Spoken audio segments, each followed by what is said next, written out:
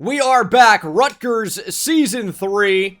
Will this be a 5-hour long video? I'm hoping not, but I do need to tell you about some of the freshmen on this team following the national championship and the transfers, as we are led by 4-star freshman quarterback Hunter Cagle. He will be the guy for us. Much stronger arm than what we've been dealing with. He is very accurate out of the gate. Not the fleetest of foot, but can get the job done. He's got clear-headed, headstrong, and currently just on time, but we will be able to potentially get some of those upgraded. We bring in KJ Edwards in the portal. He has incredible speed and change of direction abilities. He's got platinum shifty. He's only a junior, so we could potentially bring him back for another season after this, but I'm also excited about the short yardage back, Cedric Verbal. 4-star, 6'2", 221 pounds. Only impact dev trait, but 96 speed to go along with 81 trucking, 87 strength, 85 stiff arm. He can't catch at all. Fumbling could be an issue, but this is basically like Adrian Peterson reincarnated as a freshman. Now, you won't really be able to upgrade power too much because it's so incredibly expensive. But he should be incredible. Super excited to see what he can do. Rod Glover we brought in as a transfer. Dysir Carter's a bit better. Jermaine Green we brought in as a transfer. CD Gill sticks around. But we might be working a true freshman onto the field. We lose KJ Duff. We're missing that size, that contested catch ability.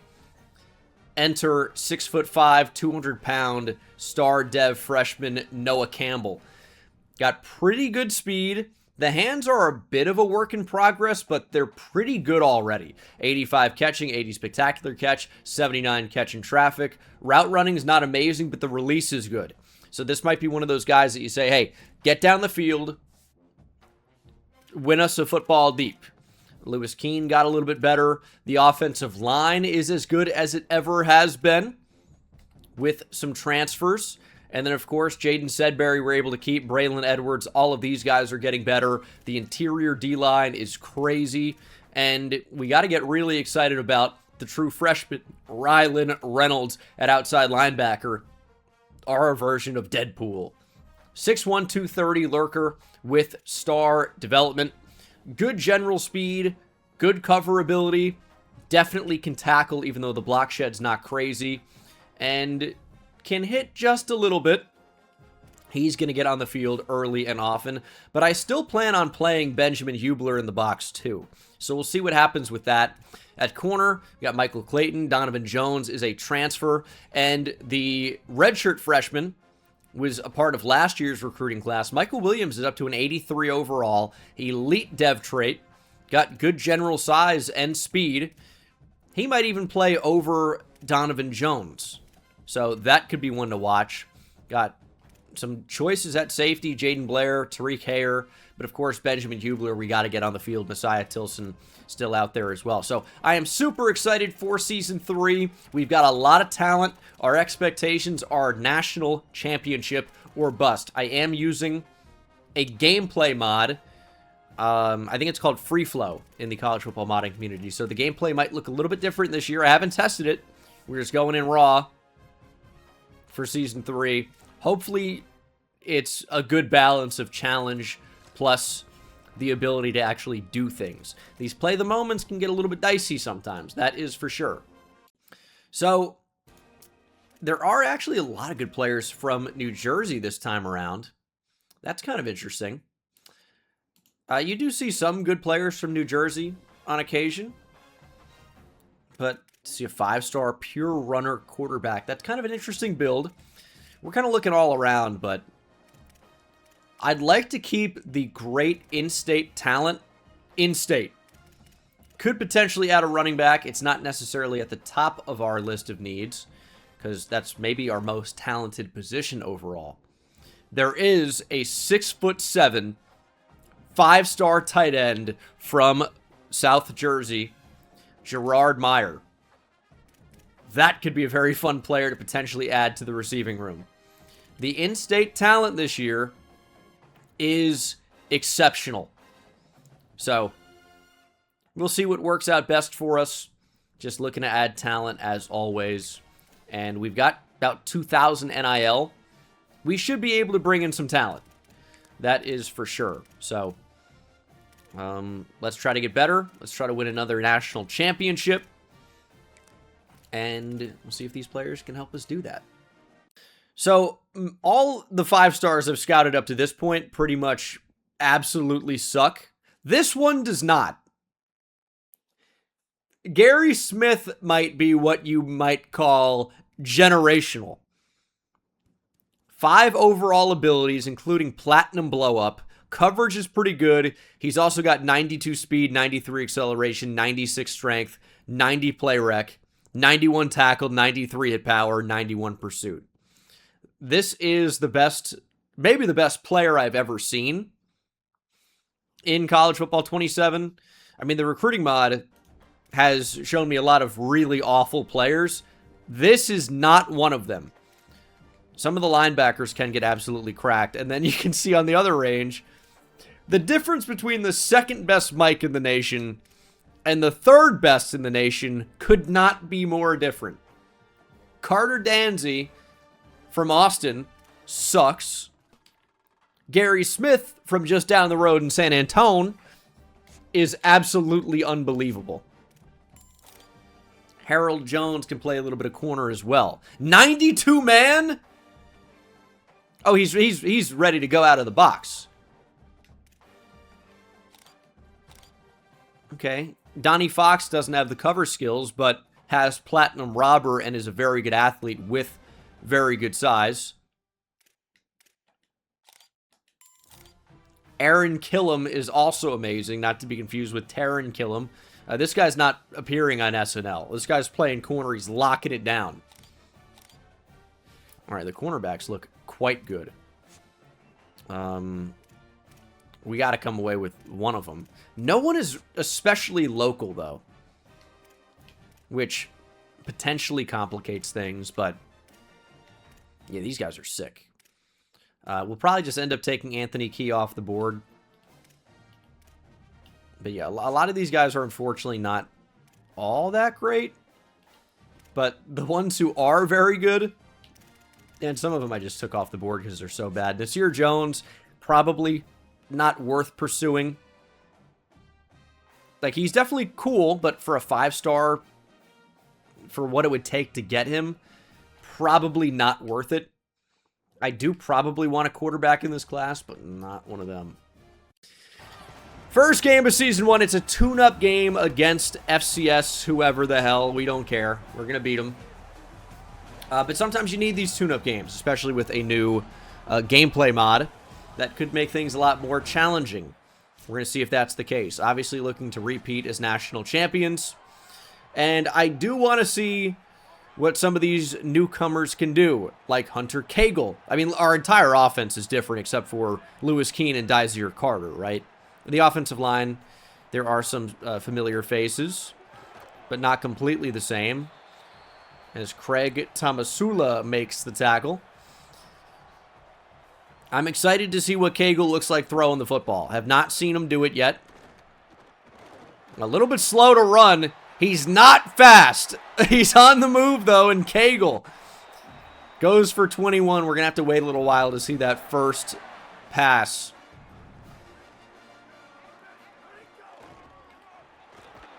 KJ Edwards has insane change of direction, agility. Maybe trying to do a little bit too much to get him in space. You see the true freshman Noah Campbell on the far right of your screen. We have really high expectations for him. We're going to get on the move here. And we're going to throw the ball out to KJ Edwards, actually. There goes KJ Edwards.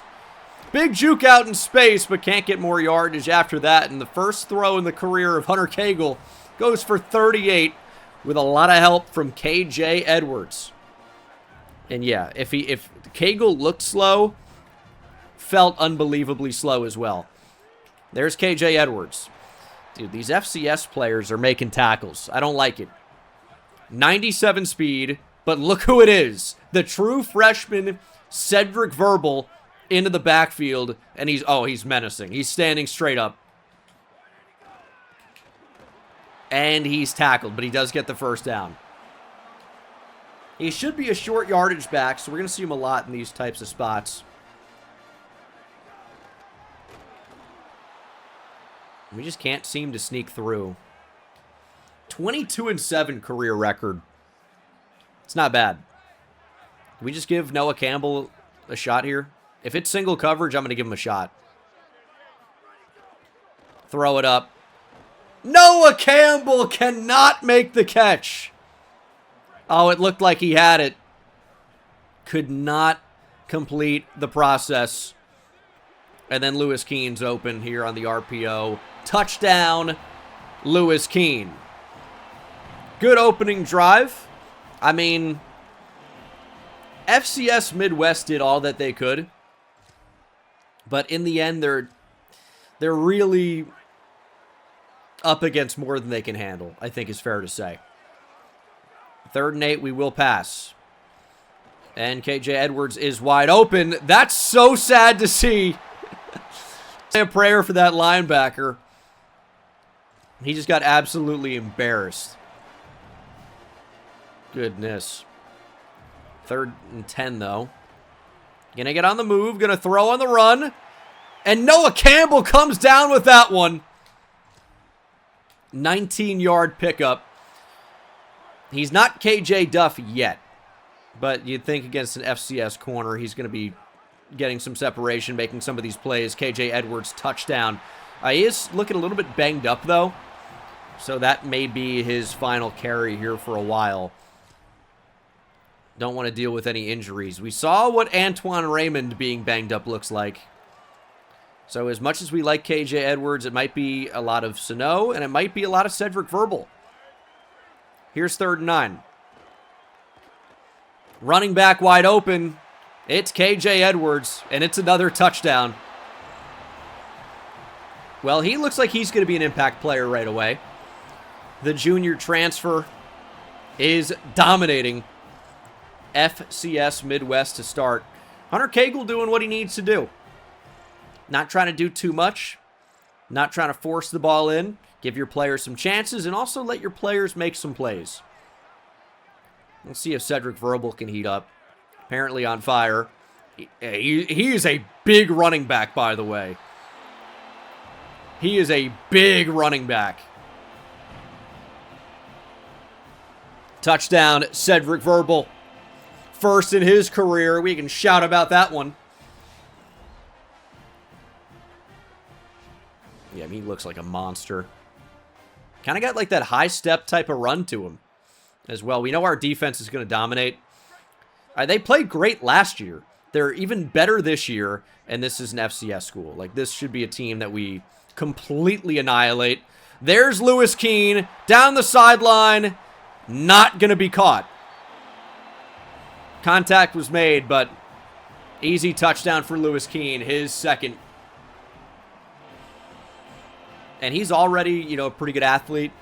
It's only going to be magnified against a school like this. And with 1 minute and 18 seconds, we might be able to run the ball. Our entire offense is on fire. It's going to be a tough matchup. There's Verbal. A little bit of a slow start for him. He's got 96 speed, but only 90 acceleration. So it might take him a second to get to that top speed.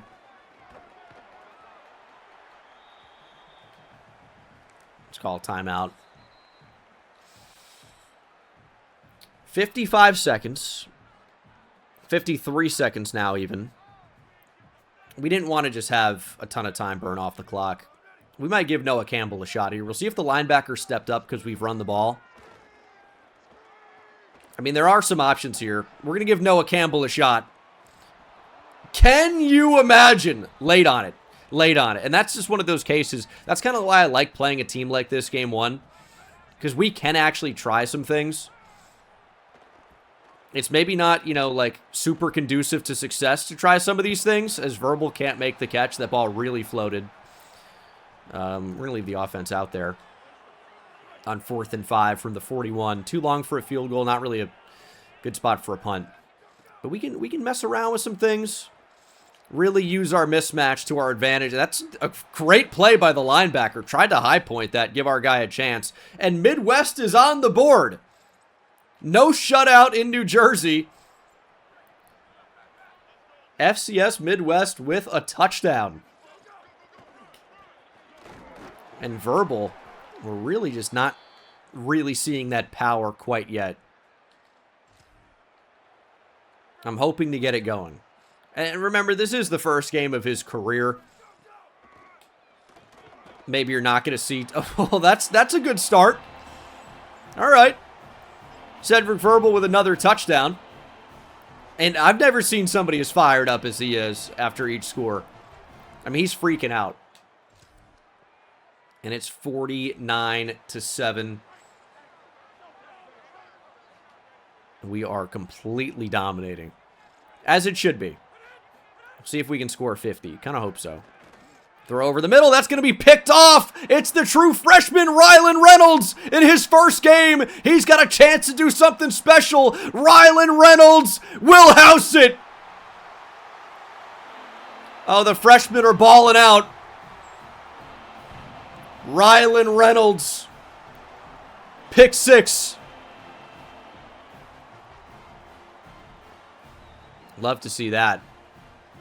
Out there in coverage. Yeah, he's wearing the all red like Deadpool. And now FCS Midwest is dead. Throw their body in a pool. I don't know. Somebody will find him floating. He's just fast enough. That's like Patrick Mahomes, the defensive end, chasing him. It's like, how is he not being caught? But he's not being caught. And I think we probably will mass sub in some of the backups. I don't know why it does that sometimes, but we'll get the backups in. It's 56-7 right now. This one's over. Jaden Blair into the box. He's kind of interesting. I mean, they'll move the chains. There is an injury. It's not one of ours. And we take over. I don't even know who our backup quarterback is. Oh, it's Stern. That's right. Verbal's actually in the game still. Because I guess he's not technically the starter. He's got 14 for 62. But he also is kind of the backup. So this is one of those games where we do want to see what he can do. I mean, we know about Ansu Sano. Great player for us last year when there were some injuries. He brings it down inside the 5. This one's about done. Landwich, I appreciate you for the tier 1. We're going to throw it to CD Gill. He's going to make those corners. CD's nuts. Touchdown. Yeah, I mean, this is a murder. This is like Trayvon Boykin, TCU. They just score 60 or 70 a game. Winston Millette is still in the game, by the way. For what purpose? I don't know. This is going to be your final. 63-7. I think the most points we've ever scored in Rutgers Dynasty. Hunter Cagle had a pretty good debut. He looks frightening. I don't like that picture of him. But he completely dominated. As he should. 19 for 31, 370, 4 touchdowns. Probably could add a 5th, but Xavier Stern got it. So good for Xavier on his probable, only attempt of the year. Rushing, Cedric Verbal, 15 for 63. Scored a couple of touchdowns. Still some development to do. KJ Edwards actually did not run the ball especially well, but a lot of that was me trying to see what we can do. Turns out not a lot. 6 for 22. Did score the touchdown, though. And then receiving, Rod Glover.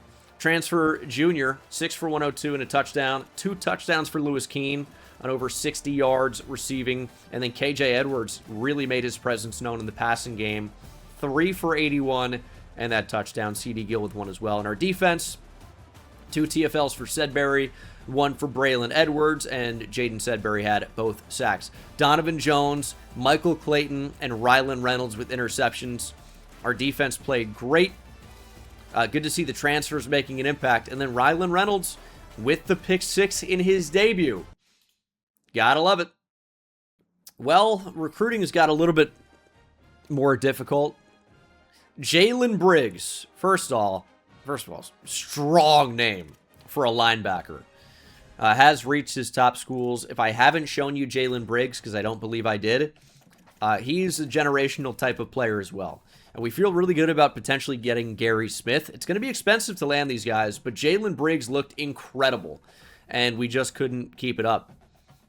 I mean, offered him a lot of NIL, but maybe should have offered more, because he looks completely insane.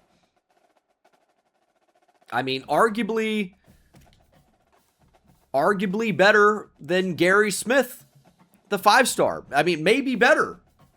Gary Smith a little bit better in coverage right now. But yeah, just completely insane. And if you want these guys, it's going to have to be more money. I'm not losing Gary Smith to Boise State. So you can forget about that. I will give more money. But we just can't go toe-to-toe with the big boys in recruiting for these star players. We just can't do it. We will have to give more money, which I guess is doable, right? But man, I don't want to blow my entire NIL on, you know, a few freshmen. But if they are truly as good as they look, it might actually be worth it. It might be worth it. So we'll increase some of these NIL offers. Can we compete with the 5-star pipeline for Bama? Harold Jones is the best corner I've ever seen, but I don't think so. Even with the national championship last year, he's all about Bama. I don't think we can compete. I think we got to take him off the board. Like, maybe getting a visit on some of these players, yeah, like, we'll have a chance. I do actually think we could go after Braylon Kinney. Not a bad replacement at linebacker. Also looks very, very good. And so does Keyshawn Minor. Not nearly as good. Man, losing Raymond Salber kind of hurts too. Quick look at him. Platinum quick jump. Very good player right away. Our D-line's great, though. Not mad about missing out. But yeah, if you want these guys, give them more money. That's simply what it's going to be. What happened to, you know, going somewhere that could develop you, where you could win? Doesn't exist anymore. It's all about how much money you can offer. That's why myself, as a Texas fan, I'm happy I support a team that is more culture-driven. Will not be a good grade. We'll gamble. We'll see what we can do there. Try to unlock his abilities. Recruiting's going weird, I guess, in terms of we're not really recruiting that well. Maybe biting off a little bit more than we can chew. We are scheduling some visits, though, including this week. Jonathan Whittle on campus, although South Carolina might run away with this one. And this is, I guess, a running back we don't necessarily even need, but he looks insane. But Paris Goodrich also looks really good and is a backfield threat that goes along with our current running back room. We could have kind of a thunder and lightning type of deal, even though Cedric Verbal is also the lightning. Just doesn't nearly have the change of direction skills that Paris Goodrich has. We don't necessarily need Jonathan Whittle, so we are kind of wasting money going after him. On campus, we also have Jalen Charles. So that'll be a nice complimentary visit. We do want him. We want to improve that O-line. And maybe he could even play defensive tackle. The athlete, agile guys often can do that. And then Idris King looks like a potentially very good receiver. 97 release for the 6'1", 200-pound contested specialist. We got Boston College on the schedule. Why is this such an important game? Well, in 2 years, we've played Boston College twice. We've lost both times early in the season. They're ranked, by the way. They're number 22 in the nation. This is our revenge. This is how I win. Finally, we're going to beat the damn brakes off of Boston College. And we're going to get the eagle off our back. I'd hate to be a Boston College fan right now. And they are ranked, so we have motivation to actually play and win. ACC versus Big Ten. maybe there was a time when you'd favor the ACC. That time has passed. We're going to dominate them. We've got a quarterback now. We have a smothering, dominant defense. We will not lose to Boston College for a third time. That being said, here on the opening drive, they are driving. Not great. And it's a user pick. Easy reads. Hop on pop. Messiah Tilson will take it all the way. Nice drive, though. Easy reads. 71 yards to the house.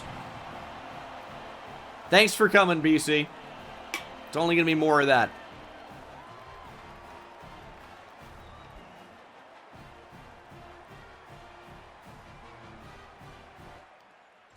All over it. And our offense will take the field here. Driving at the start of the second quarter.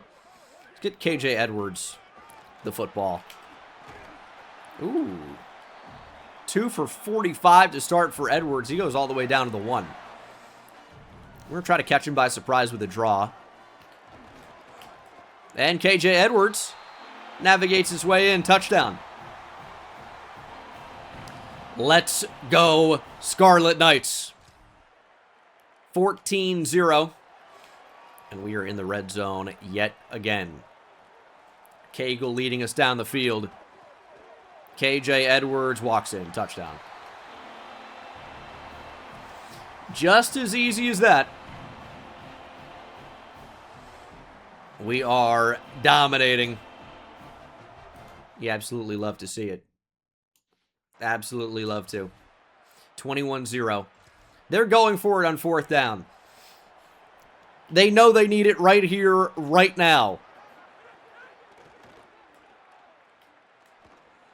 Hit him! Ah. Touchdown, Boston College. Would have loved to have broken that up. Said they keep the drive alive and they end with 7. Okay. Hey, we might have a game here. You know, I like it. Give him a false sense of security. There's the true freshman Noah Campbell. Long strider. Long strider. I think he's going to be a really good player for us. Excited to see him develop. I mean, that was not the most open. We should have thrown to Rod Glover if we weren't going to go to the running back. KJ Edwards. Just trying to get Campbell involved. Keep feeding the big man. Ooh, that's a bad route. He does make the catch, though. It's one of them TikTok routes. Just get in and out of your break. I know he's 6'5". And a true freshman. Why is he not more polished? I'm trying to go back to him. Cagle's dropped by Justin Christian. We're going to be inside a minute here. Ooh, Lewis Keene wide open. Good ball from Cagle. Keene hurdles and gets knocked into the 20. Down to the 16, into the red zone, I should say. Gotta love that. 40 seconds. We're going to step up. Oh, don't dive, Hunter. Cagle down to the 2. Oh, my. Man, that's a little scary. But Hunter Cagle, tough kid. KJ Edwards, another touchdown. Man, you know, we are not really using the power back in the short yardage spots, but I love the shifty, make you miss in a phone booth type of ability from KJ Edwards. Boston College is actually scoring on our defense, but they're going to have to convert a 4th and 8 on this defense to keep their drive alive and really keep the game alive. This is it. You're down by 2 possessions, 2 touchdowns with 6.5 minutes to play. You need points now. Oh, I don't like that. That's going to be caught. No way. No way. How many of these 4th downs are they going to convert? 4th and 5. Hopefully not this one. Over the middle. No good. Finally, we stop them. And hopefully this is going to be enough to do it. We do need to convert a 3rd and 8, though. Let's get it out to wide receiver 1. Glover does make the catch and moves the chains. I know he's wearing an absolutely disgusting number. I can't change it. Rod Glover's locked into 37. There's a pitch out to Edwards. There's the spin back, and KJ Edwards won't be touched. Touchdown. Heisman loading, potentially. He didn't really run the ball too well against FCS Midwest, but he's pretty good. It's a lot of touchdowns. And they scored again. Why is Boston College so good? Messiah Tilson jumps on it. And hopefully we can put this game away. We need to convert a 3rd and 7. We're going to keep the ball on the ground, keep the clock moving. First down ends it. And we can't do anything.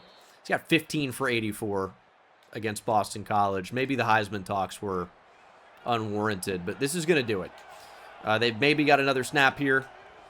It's a 4th down. They need to score 2 touchdowns on this play. I find that unlikely. And that is the ball game. Finally, we beat Boston College. It took us 3 years, but we've done it. We also dropped to number 2. 4 total touchdowns for KJ Edwards. 10 for 18. No touchdowns for Hunter Cagle. Only 139 passing. Did run for 35. Yeah, 4 touchdowns for KJ Edwards. He was most of the offense. Didn't really do too much through the air. And then our defense, man, I was hoping for more. Only a sack for Dones, interception for Tilson. Boston College just proving to be a little bit of a challenge, which is an amazing sentence to say out loud. All right, we got week 4 here against Kansas. I will say, yeah, there are a lot of great recruits. We can't get a lot of them. Aaron Killam was supposed to visit week 5. He's still going to, so he's going to be a complimentary for Gary Smith, but he's locked us out. Gary Smith, on the other hand, we are really trying to keep. Boise State has the lead. A big win on the visit. It's unfortunately going to be an F as the other grade. A big win on the visit, and maybe we get him. I don't want to have to give him more money, but I guess we might as well. He's simply incredible. We'll give him 290 NIL. If Boise State matches that, I'll be blown away. How are they doing this? How are they even in the recruiting battle? Jonathan Whittle liked his visit, and that was about the extent of it.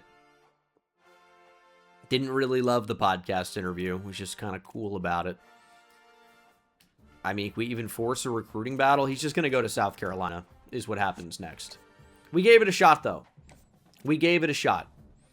But it's not going to happen. Still can feel pretty good about getting Paris Goodrich if we can swing that, which we should be able to, now that we're only going to be focusing on him. Which we didn't need to go out and bring in a bunch of running backs anyway. Just the one's going to be fine. And then we absolutely need to figure out the pitch on Idris King and probably get him on campus. It's just the complimentary is going to be impossible since I'm not recruiting a quarterback. But we'll get him on for the Minnesota game. And we'll continue recruiting. Got Kansas. Should be another rock chalk walk over them. And we should be able to just run through to the finish line. Kansas starts the season 0-3. They're back to being the Kansas I remember. But that being said, our entire team is starting out ice cold. And KJ Edwards puts the ball on the ground. Well, that is not the start we were looking for. That's not the start we were looking for at all. We were going to blitz, but we wanted to take away the screen. They just threw it in behind anyway because the middle was wide open. It's 4th and 1. Are they lining up to QB sneak this? No, they're not. But oh, it's play action. Oh my goodness, what a call. We've got to save a touchdown. Michael Clayton will do that. And Kansas has come out of the gate swinging. Okay. Kansas is balling to start. That's okay. We're going to wake up. Get after him. Nope. Touchdown.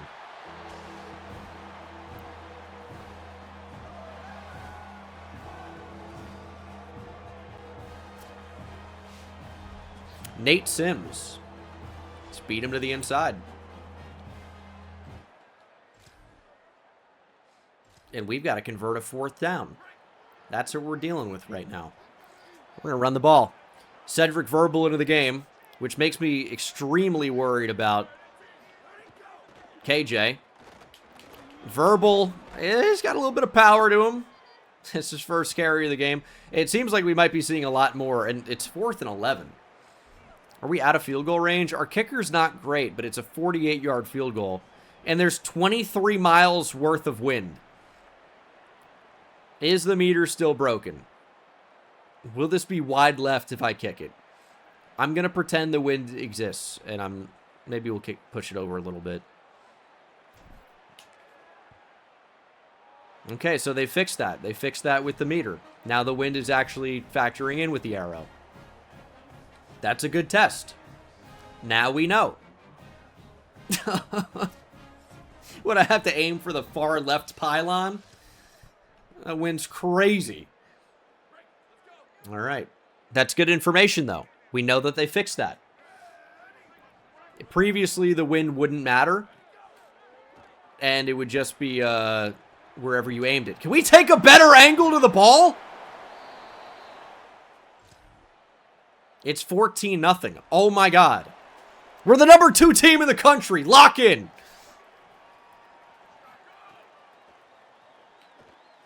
Get it out. There's Noah Campbell. He makes the catch. And we're driving. KJ Edwards is back in. He's ice cold. Is he hurt? Give me more verbal. Keen in motion. Oh, boy. He's got 4 for 13. That's a 2-minute timeout. You miss Nick Minicucci? What, were you a fan of the other team? I mean, you know what? He had his moments. He won a national championship for us. I guess I won't disrespect too much. But I think our current quarterback is the best we've had. Hunter Cagle gets it out to Lewis Keene. That combination is something special. Already his 3rd touchdown of the year in just his 3rd game. Let's go, defense. 45 seconds remain here in the first half. Let's make a play. Let's make a play. Yeah, literally all day to throw. Edwards finally gets to him, but he still is able to throw it away anyway. And Kansas is up 17-7, and they have the football here to start the 3rd quarter. This is bad. This is no good. Quarterback under pressure. Just get him. Bring him down. Millette got to him. Edwards couldn't get the interception. It was basically thrown right to him, and we've punted the ball away. 3rd and 17. Get the ball back, please. Big hit, Rylan Reynolds. All right, that could be the hit that changes the game. Nope, we're punting it. We can't score on Kansas. We have got 4.5 minutes to play. We're going to get upset by Kansas. It's a decent route. Catch made by Glover. Rod Glover somehow got to it. Oh, please give me the hurry up. We need all the time we can get.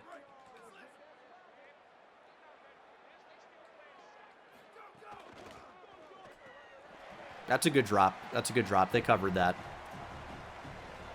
Dude, I honestly feel like we haven't played that bad in this game. We just haven't had a ton of offensive moments. It's been a lot of watching. That's a sick ball to Dysere Carter. That's a last-second high point to get it over the coverage. Carter into the end zone. We are right back in it. Only down 3. 4 minutes to go. Let's go, defense. Clam Chop, thanks for the tier 1. 59 months. Huge. And I know you didn't resub to see us lose to Kansas.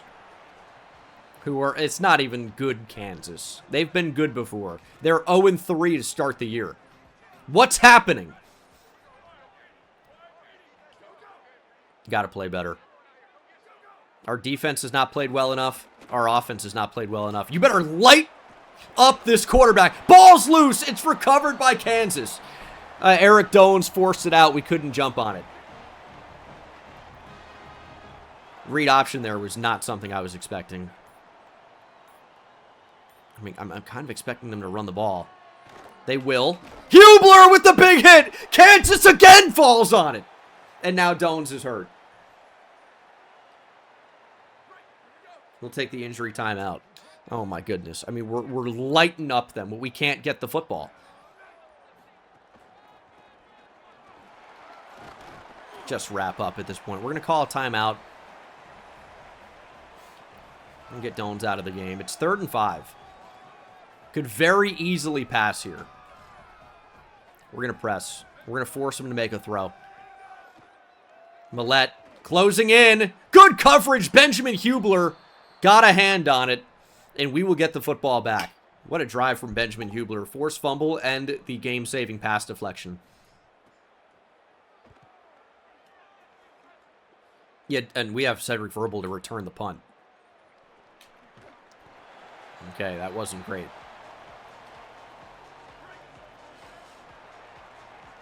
First and 10, though. The world is our oyster. There's no need for any type of sense of urgency. Just score a touchdown, win the game. Oh, boy. Cedric Verbal has 7 for 8. Get me KJ Edwards back in the game, please. We're going to get sacked. It's going to be 3rd and 10. Just couldn't get away. And then was caught looking at the rush. Something else might have been open. Ball's loose. It's recovered by us.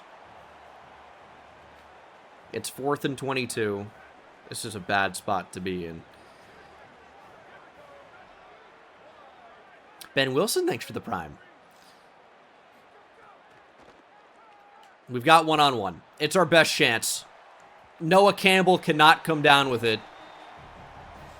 And we need to make a stop. That's where a turnover would come in pretty clutch.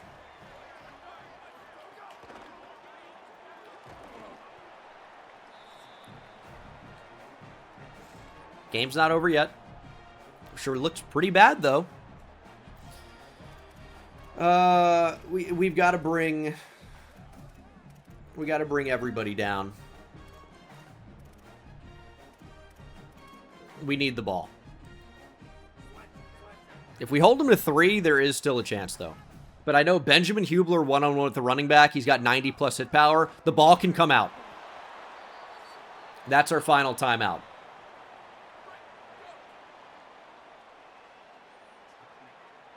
Third and 9. We've lost early in the season before, and, oh, you know what happened after? We've won the national championship. How do you not fumble there? Hunter Silverman. I'd love a block here. Kick is good. Now there needs to be a sense of urgency. Kansas goes up by 6 with 1:03. We're still in this. We can avoid the heartbreaking early season loss. Up the middle. We have space. Oh, Wilkins nearly did it for us. Out to the 35. It's a good return. Could have been better. All right, KJ. That's not a bad gain of 8. I want to get... I need to get back to coach suggestions. I want to get out of this formation.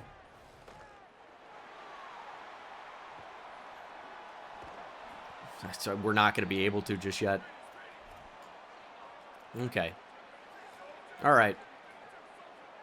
It's not great, but we got it. Oh, did he get out of bounds? Clock's not moving. We actually have time here.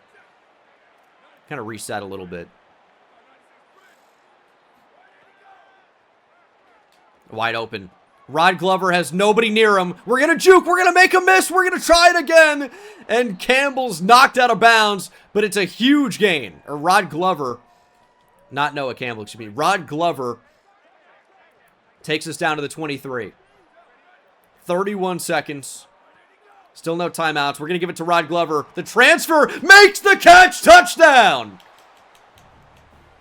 The Rod Glover drive. Looks like we just put a safety in at wide receiver and he's making plays. He is a 90 overall. And we are an extra point away from taking the lead here. Sorry, thanks for the prime. It's a great ball, by the way, by our true freshman quarterback. Hunter Cagle, his third touchdown. 21-20. Kansas with all 3 timeouts. We need to hold the lead for 27 seconds. Unfortunately, it's plenty of time. It really is. However, unfortunately for Kansas, they have to go up against an unbelievable pass rush. I'd love to see them play to their talent right now. Now is a good time to light them up. Pressure, but they found one-on-one. That's not going to happen. That's not going to happen.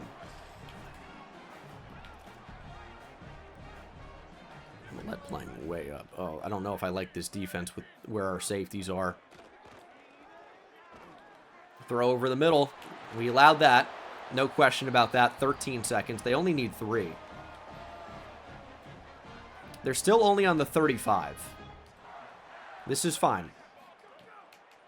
This is fine. Southern, get there! Get there! Good pressure! That's another transfer making an impact in the game for Eric Dones. We might only rush 3 here. Millette's going to be the 4th. Make a play. Great stop. Oh, you love to see that play.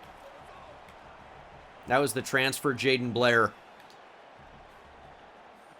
3rd and 10. 5 seconds to play. Millette blitzes. Pressure! Not going to happen. 1 tick remains on the clock. Everybody get back. I mean, Hubler can blitz, actually. It's a lot of speed. I just drilled the quarterback. He still got it there. It's knocked away, and we've survived the upset. Whew. Hunter Cagle is your player of the game. Only completed 54% of his passes. And Kansas drops to 0-4. I don't know what to say about this one. We could not run the ball at all. At all. And that's a problem. Rod Glover came up clutch, though. He's an 88 overall. I misspoke. Called him a 90. 2 TFLs for Jaden Sedbury. 2 sacks. We're not really getting the pressure this year that we got last year. Eric Dones forced 2 fumbles. We recovered 0 of them. But I like the effort. We're 3-0. I'm hoping that we will jump up back to number 1. Doesn't really matter a whole ton. But that was that was good. I couldn't agree more, Atticus. And Jonathan Whittle has committed to South Carolina. We pulled out of that one. We knew after the visit that we really were not going to have a chance. However, there are players on campus that are very, very important. Aaron Killam is one of them. Unfortunately, we have no chance to get him, but he will be on campus. Okay, let's go get those hours back. Okay. I forgot you got to pull them off when you get locked out. Yeah, but he's going to be on campus. So he's going to help out Gary Smith. And Gary's going to be like, hey, you having a good time on the visit? He's like, actually, I'm committed elsewhere. I've got no chance of coming here. But I hope you're having a good time. Gary Smith again. As generational gets, pretty much. He is unbelievable. Unbelievable. We've got to get him. He really likes Boise State. I don't know why. What am I missing? Is he just likes the mountains?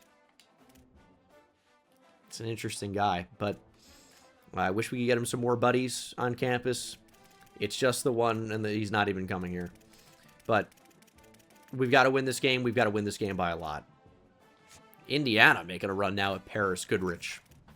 That is not going to happen. We are back to number 1, by the way. Let's get him on campus for the Purdue game. And can we get him a buddy?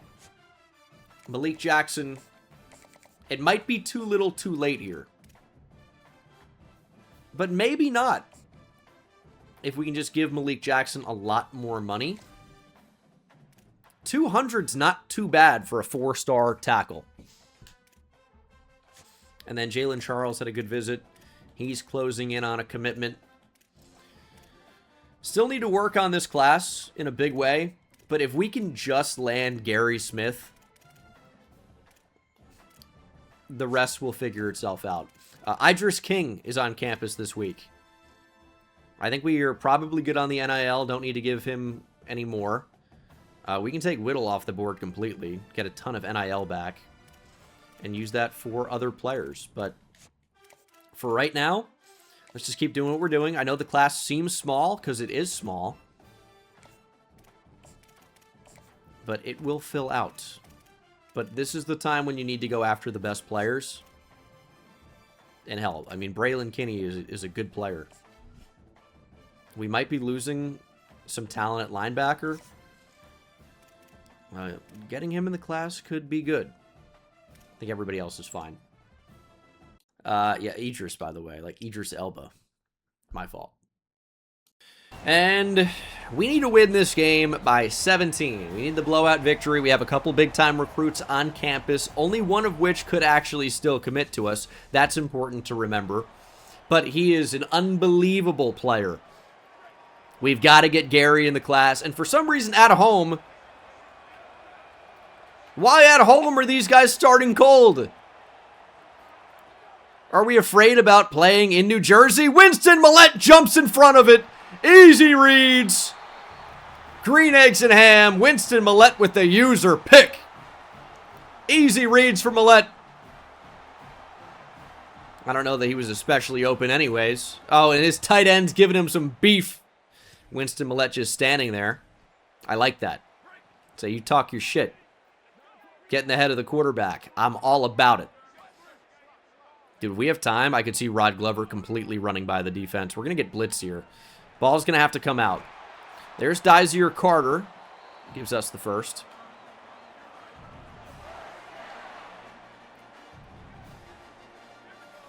Big game for KJ Edwards, I hope.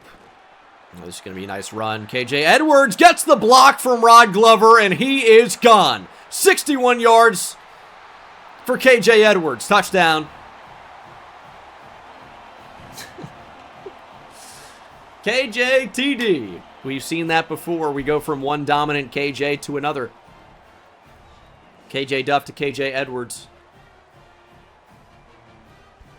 Rod Glover doing enough. Just standing in the way. We like that. And our offense is back out there. 3rd and 4. No way! Lewis Keene made the catch. What a snag. Nice little jump ball. Those get dropped a lot, but finally, he brings one in. KJ Edwards up the middle. Dropped at the 4, but he's got 4 for 84 to open this thing up. Not a bad start at all. Although, I don't know if he has the power to get in here. Can we get... I was going to say, can we get like a power run in here? Let's go goal line. Have Fowler lead the way and Cedric Verbal just lower the shoulder and bowl somebody over. Okay. He rocked somebody. They didn't really move that much. But he's into the end zone, and as we know, Cedric Verbal is he's gonna make a show of it whenever he scores. Verbal's gonna talk his shit. Shock to nobody. Cedric Verbal's in there. I mean, he rocked him, but the guy stayed on his feet, to his credit. Minnesota on the board with 3. And we've got 3rd and 3. Let's go back to Verbal. Keep it on the ground. Oh my goodness, Cedric Verbal. He didn't get any extra yards. But sometimes it's not about the yardage. It's about making a statement. And I think he did that. Good route, wide open. Lewis Keene, touchdown. We're getting used to that. This one might be over. Very different vibe here at home than we had on the road to Kansas. Had to battle on that one. We've got 21 first half points. And we've allowed some points, but it's just field goals through a full half. Not bad.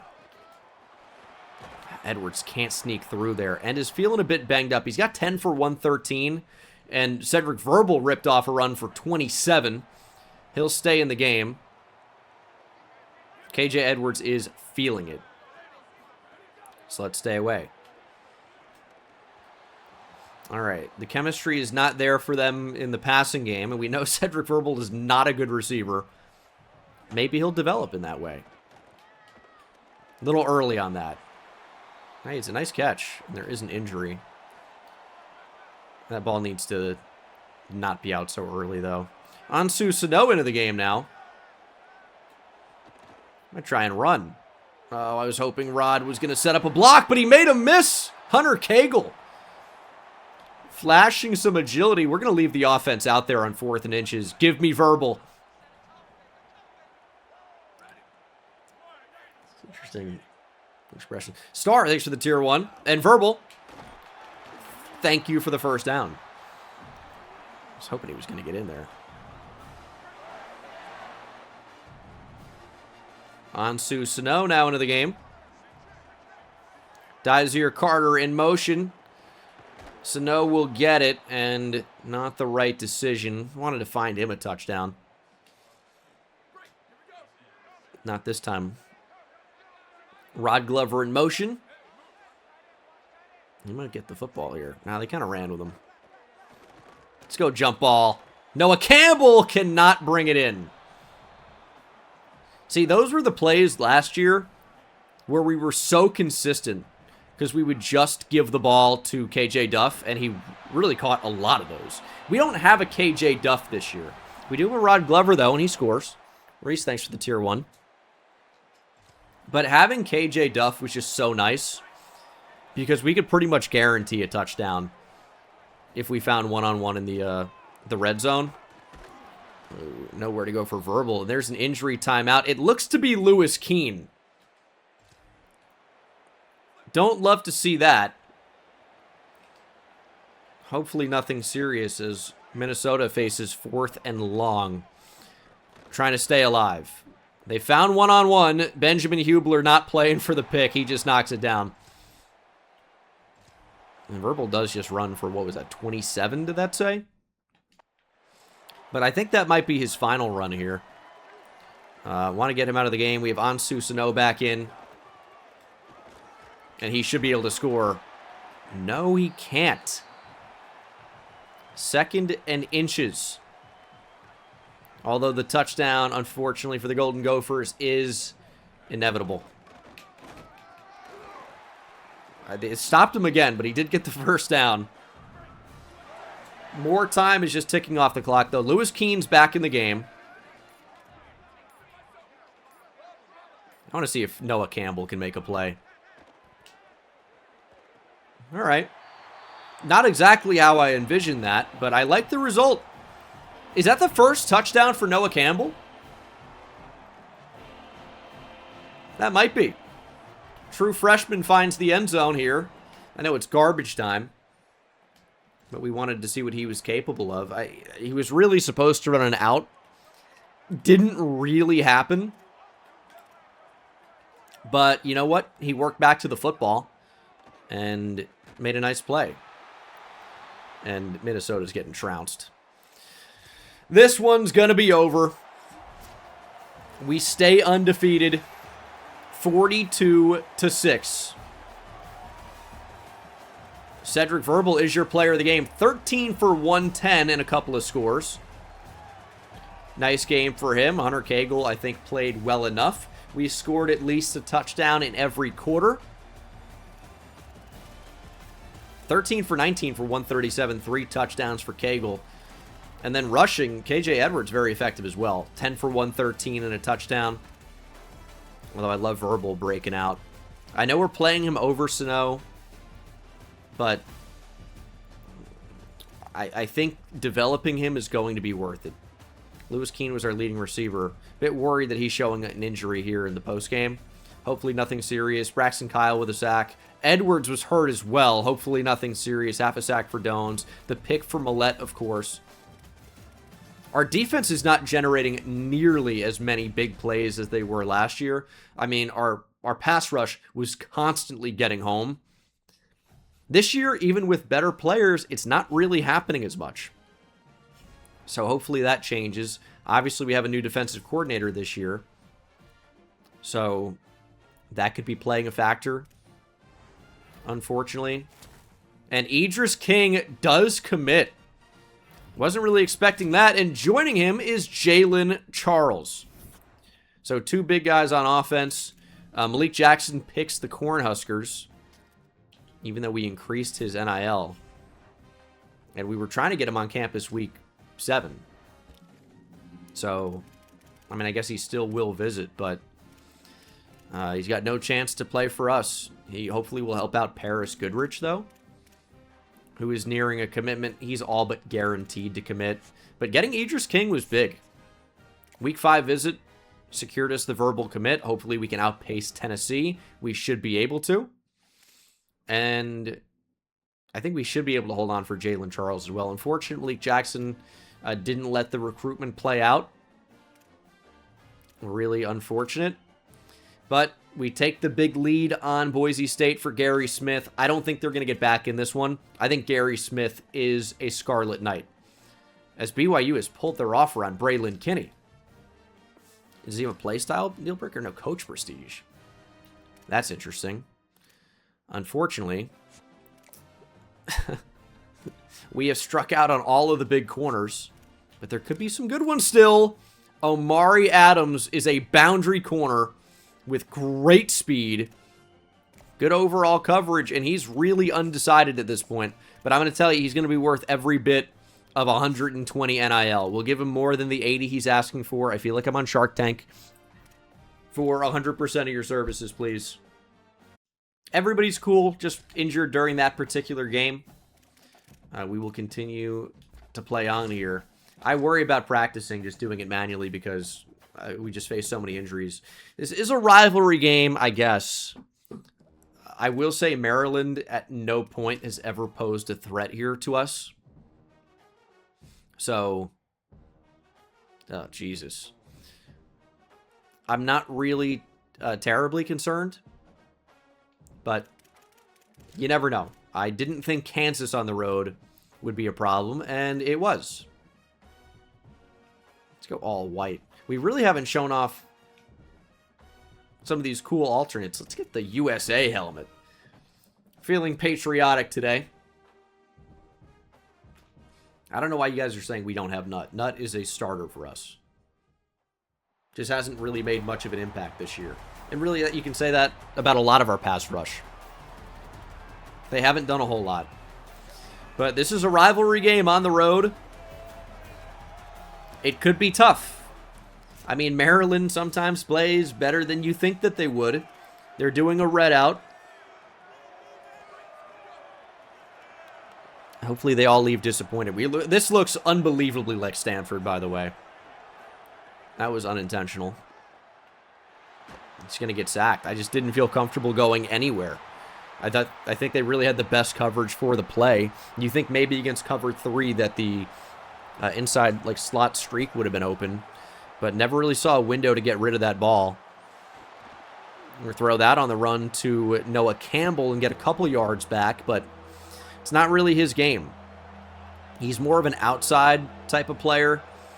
He's not really a run-after-catch guy to this point. Even though he's got decent speed, it's not great. There's really, to my knowledge at this point, there's really nobody to get the football to. Maryland defense looking pretty good to start. It's going to end up being a half-decent punt. Big hit! Ball's loose! Please recover! We're going to jump on it. Nice. Hey, the drop back distance has nothing to do with players getting open. If guys don't get open, stepping up in the pocket doesn't really change a lot for us. I don't really think the drop back distance has been a huge issue to this point. Kind of just need guys to get open. Rod Glover does get a few yards. Nothing crazy, though. But it seems like Maryland's weak point might be in defending the running game. KJ Edwards for 7. Do have to monitor the health, though. He's been banged up here in a lot of the games that we've played. We don't really want to run him between the tackles too much, probably. We want to use that speed in the open field. Got to get him the football in the open field. That should work. KJ Edwards is just too fast. Touchdown. Like that. 7-0. Defense needs help. I didn't really like how they drove down the field that quickly. 13 yards to JT Taggart. 31-yard rush by Harry Dalton. And then Hart back to Josiah Teasley. A lot of JTs on this team for 17 yards. That did not take long to get to the 15. Did not take long at all. Millette makes the tackle. It's probably too many yards, though. Really would have preferred fewer. 2nd and 5. They will run the ball. We got to make that tackle. Great tackle in the open field. Jaden Blair saves a touchdown. 3rd and 4. We're going to creep up with Hubler here. Ooh, and they're going to throw quickly. We are all over that. Not going to happen. Maryland has to settle for 3. Still points, still very much in the game. I don't really like how they drove down the field on us. But I like how our defense bounced back, held them to 3. This seems like it could be one of those games. Hopefully I'm wrong about that, but it initially doesn't really seem great. Out to Glover. That's a nice way to pick up some extra yardage. It could have been so easy to step out of bounds. Maybe it would have been a gain of like 8. But to come away with 18 there, or something close, exceptional. Got the bubble screen, good blocking from Campbell, and Glover takes us down inside the 5. Got a couple catches on this drive. We're going to bring Taylor in just to block. It's a big slot receiver. KJ cannot get in, and there's an injury. I don't like that they're showing KJ Edwards after that. And Cedric Verbal is going to jump into the game. I mean, this is where we want to use him. As he powers his way into the end zone. He got stuffed, but just kept on fighting. We'll take the touchdown, but hopefully KJ Edwards is okay. Vortex, thanks for the tier 1. I love the effort here from Verbal. Would have been easy to quit. He doesn't have any quit in him as we hold Maryland to 3. And we've got the football here on the 12-yard line. KJ Edwards is back in the game. Noah Campbell is open. He catches it. Picks up the first. And I think we're going to try and just pound this thing in. It's not really KJ Edwards' game. But when the blocking looks like that, he doesn't have to get touched. And we just keep pounding in, and we get into, 1st and goal from the 2, from the 3. Get the ball into the hands of our playmakers and hope that they can make something happen. It's 21-6. Maryland will leave the offense out there on 4th and goal. Can we stuff them? Up the middle. We will stuff them. Nice play. Dude, the fight on the defense. It's great right now. 4th and 17. Game on the line for the Terrapins. For the Terps. And that is poor coverage by Hubler. He gets a little bit of help on the back end. And that will be the ball game. 21-6. I guess there's still time. But this would be a big comeback at this point. They're down 21-6. I know we had the flat absolutely wide open. I just thought Lewis Keane would create enough separation. He did not. Still not the best route runner. You'd think because he was a former athlete receiver, he'd be a little bit better in that way, but not really. And this is going to be a bad day for the quarterback as the true freshman Rylan Reynolds has a nose for the football. Pick 6 in his first game and now records a safety here and then flexes right in his face. A true freshman with a little bit of attitude. And if it wasn't going to be him, it was going to be somebody else. There's Nut. Nut was coming. But, Rylan Reynolds kind of edged him there a bit. It's 23-6. We're knocking on the door of another score here. And KJ Edwards down to the 1. Maryland's calling timeouts. Maryland. What do you have, recruits you're trying to impress? Trying to keep this game alive? Went out for Campbell. Lewis Keane was absolutely wide open. Hunter Cagle's actually got kind of big risk of injury right now. And KJ can't get in. And now there's an injury. Nobody important. We're going to keep the offense out there. You want to call timeouts? Do you think you can still win the game? Make a stop. I'll give you one-on-one against Cedric Verbal in the hole. Didn't seem like anybody wanted any. And that will do it. We stay undefeated. For a 30-6 game, I thought Maryland actually fought a little bit. It's only our 12th win against Maryland all time. KJ Edwards is your player of the game. 19 for 86, 2 touchdowns. But just a dominant victory. We didn't have to do too much here. And that's kind of the trend with our offense. We just do enough. Cagle was picked off in this game. Not really a good performance. 12 for 25 for 115.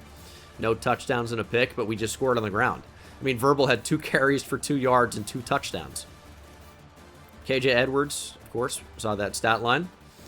6 for 58 for Rod Glover. He was by far our leading receiver. And then defensively, 3 TFLs for Jaden Sedberry. I'll tell you, I was talking about the defense not really doing a whole ton. Look at all the TFLs in this one. Kyle with 2, Nut, Simon. Giant Simon made a great play in this game. Rylan Reynolds, of course. Benjamin Hubler. Braylon Edwards. Sack for Sedberry, 2 for Kyle, of course. Nut, Reynolds, and Edwards had half a sack. Picks for Messiah Tilson and Benjamin Hubler. Wilkins had a forced fumble. Transfer corner. And, of course, the safety for Rylan Reynolds. We are 5-0. It's Gary time in Piscataway. Gary Smith has committed. Picking us over Boise State. Seems like everybody in the country should have been going after Gary Smith. And we did beat Maryland by 7+, so we get plus 200 Dynasty points for doing so. Gary Smith is absolutely unreal. And he's coming to Rutgers. I mean, Platinum Blow-Up, that just sounds good. 96 strength, 93 hit power, 92 speed. Gary is fairly generational. Looking to stay undefeated. They've mostly been pretty easy, except for the Kansas game where I was very scared. But this is Purdue. They're actually having a shockingly good year. 3-2 for Purdue. It's all time. B-Hawks, thanks for the Prime. And TML Flicks, thanks for the Tier 2. See what our offense can look like. That's not where I wanted to go with the ball. It's going to be intercepted. Big hit, Noah Campbell. I wanted the underneath. I hit the incorrect button. Cross was coming wide open. Or I guess there was an in-breaker. Not really a cross, but just some type of dig. Quarterback looking to run. We'll eventually find a receiver. Michael Williams makes the tackle, the redshirt freshman. But we got the football right back. And we are driving. Haven't made a ton of boneheaded mistakes this year. I like that. But that one was certainly one. Ah! That's good coverage, man. They took the first thing away that I wanted, and then they took the second thing away, and we're down 7-0. And our defense needs help. This is gonna be another game. Oh my gosh. Let's stay composed though. Let's stay composed. A lot of game left. Winston Millette in the flat gets the TFL. Looked like a predetermined read for Isaiah Marshall. I've never done that before. 3rd and 9. Quarterback going to throw to the end zone. Hubler is there. I'll tell you what, I don't know if I've ever seen Benjamin Hubler actually go for the ball. Interception in that spot would have been quite nice. Instead, he goes for the deflection, which, you know what, guaranteed the deflection. That's great, but it's still a 2-possession game now, where it would have been potentially a 1-possession game. 10-0. I kind of just want to give Noah Campbell a shot. And we'll get a cross out there and put somebody in conflict. Yeah. There's Lewis Keene. Too easy for Keene. He's finding the soft spot. Hubler did have an interception last game, though. I will mention that.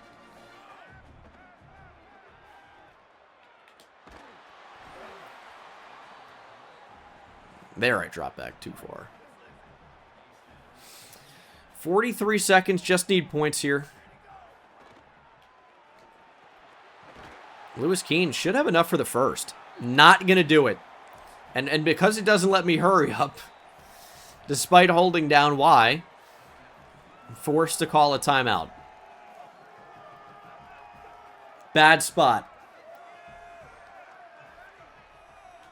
I mean, we just want to take the guaranteed yardage. One of Keene or Campbell should be wide open. It's going to be Noah Campbell. Makes the catch, stiff arms out to the 32. We will take that.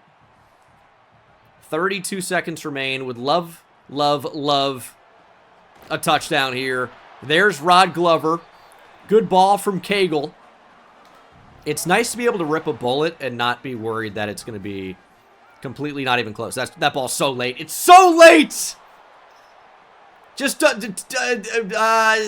pump fake it, please. I always forget that that's an option. And then you don't throw a freaking pick six.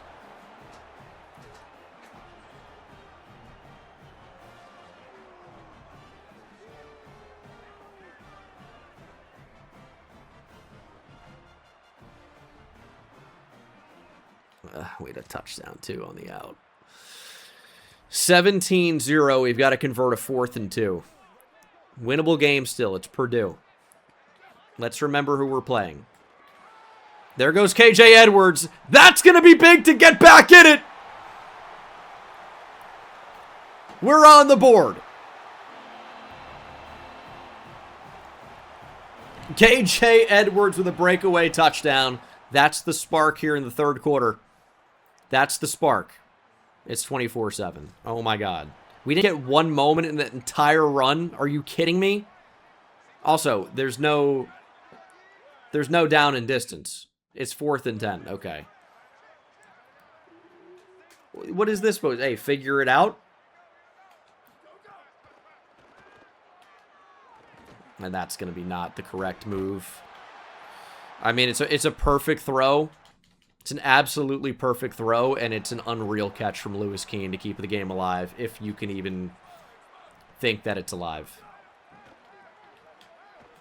Which it sure doesn't look good. Dizier Carter with a rare catch.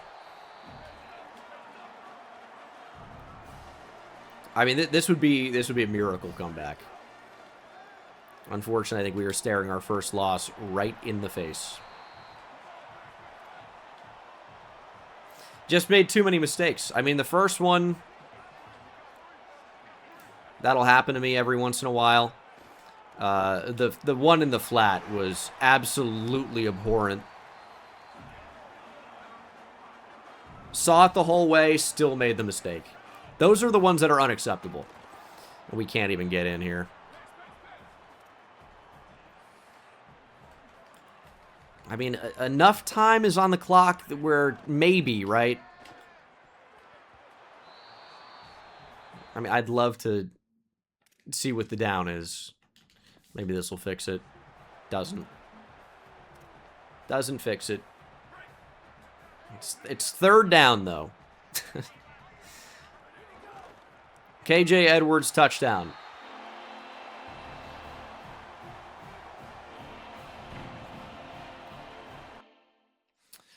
What is going for 2 get us? 15. And then if we scored again... I mean, maybe it actually might be worth it to go for 2. But we kind of don't need them to score anyway. I mean, we'll just make it a 10-point game. We still have all of our timeouts. Turnover would be big. Turnover would be very big here. We got big hitters. That's the thing. Allowing 13 for 101, by the way, to the Purdue running back, Max Warner, unacceptable. Unacceptable. And that's after a 2-yard gain. Make a play! Jaden Blair with the pick! Easy reads. 1 fish, 2 fish, red fish, blue fish. We went fishing, and we caught the ball. Easy reads. We are right back in it. Thank you for throwing it to me. We cannot blow this opportunity. This is historically where I throw a gut-wrenching pick.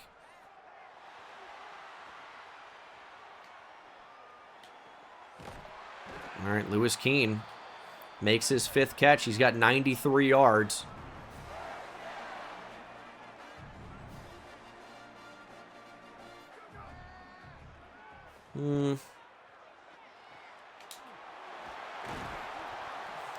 We got to do something else. Slot post. Rod Glover splits the safeties. Touchdown. Nope. Ball out, Lewis Keene. He's going to be down to the 3-yard line. It's all Lewis Keene in this one. Inside 4 minutes. Still got to go up-tempo. Snap the football. KJ Edwards walks in.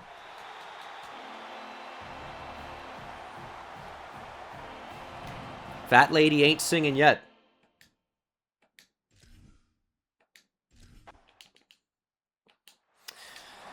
.345 on the clock. Let's get the football. Ooh, that would have been a nice big hit. These tight ends just shake off the hit sticks. They just do. But we've got big hitters. Millette can bang. Benjamin Hubler hits really big. Big hit on the quarterback. Ball in the air. It's intercepted by Michael Williams. Why are they passing in this spot? I mean, I know they need a first down, but they take the deep shot. Michael Williams gets his first career pick. He sat all last year. He was a top 60 recruit in the nation. One of the top corners. We got him to Rutgers. We sat him the whole year. And he makes a great play to potentially give us the lead here if we're smart. We need to go 68 yards.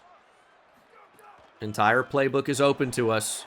And there goes KJ Edwards. KJ Edwards might be gone. We've got the lead.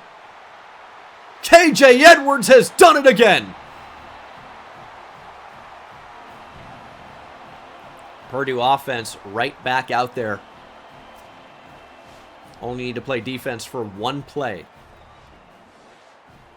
All day. KJ, touchdown. Too easy. That's what this game is. Too easy. We're too good. Game on the line. Let's go defense up 4. Purdue has blown what seemed to be an unblowable lead. We're the #1 team in the country, by the way. We've got the talent. It's just about not making mistakes and putting it together.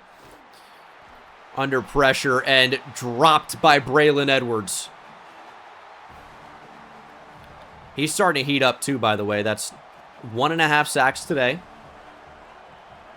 Had a couple plays in the last one, too. A huge hit. Would have loved a fumble there. That would have put it away. But that's a 2-minute timeout. 3rd and 16. And again, they're going to have to face this pass rush. And you know the pass is coming. We've got pocket disruptor on this defensive line. We should be able to get after him. And that's exactly what we're doing. He does get the ball away. Have to do it again on 4th and 16. We need pocket disruptor to keep lighting up. We need our guys to just get after him. Over the middle, complete! No! How do we allow that on 4th and 16? I saw it too, just couldn't get back there. How does he make that throw on the run? We just got beat by 4 verticals. All right, Purdue is still very much in this game. And they're not. They threw it right to Winston Millette. That should be the game. To make that throw on the 4th down, just to follow it up with that meatball sub. Yeah, I mean, the seatbelt is not even needed there. He threw it, I mean, literally right to him.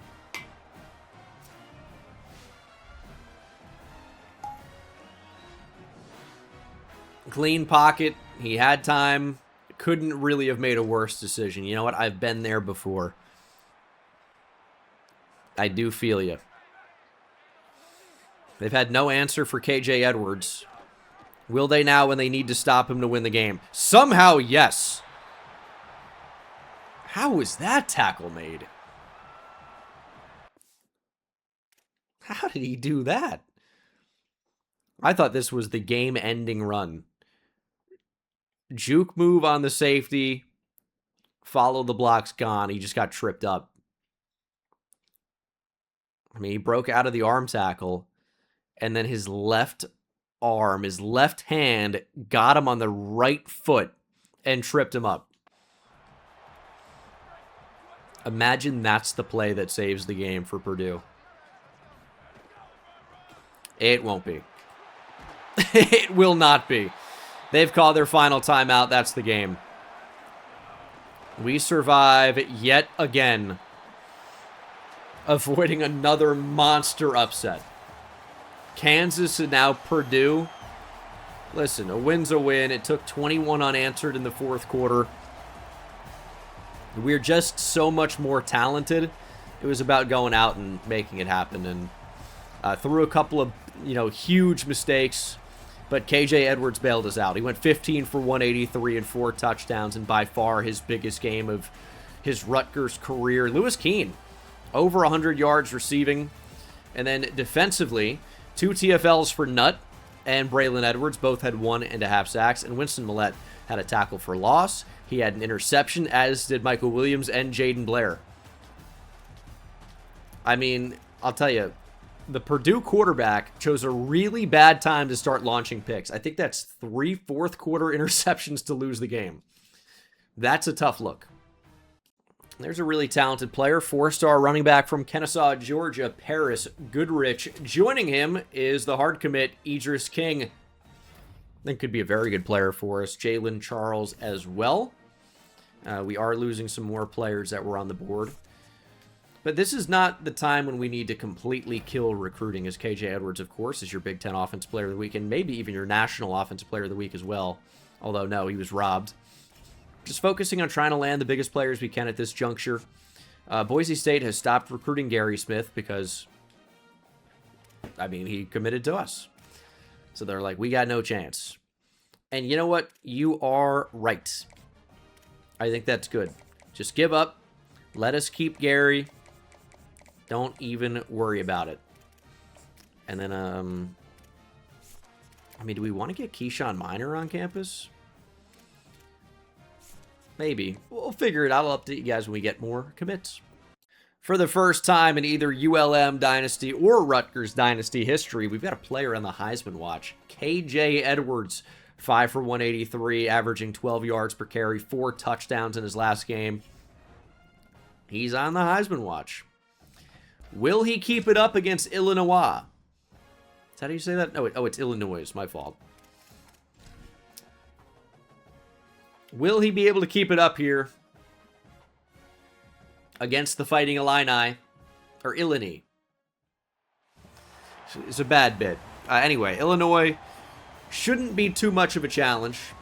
They're 2-4. As I say that, we almost lost to Kansas and Purdue. Did a lot of playing in those games, despite this mostly being a play-the-moments dynasty. Mostly. It's at my own discretion.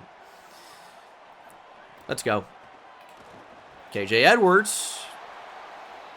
Not a bad start for him. Picks up 9. We upgraded the team slightly. Noah Campbell's catching improved slightly.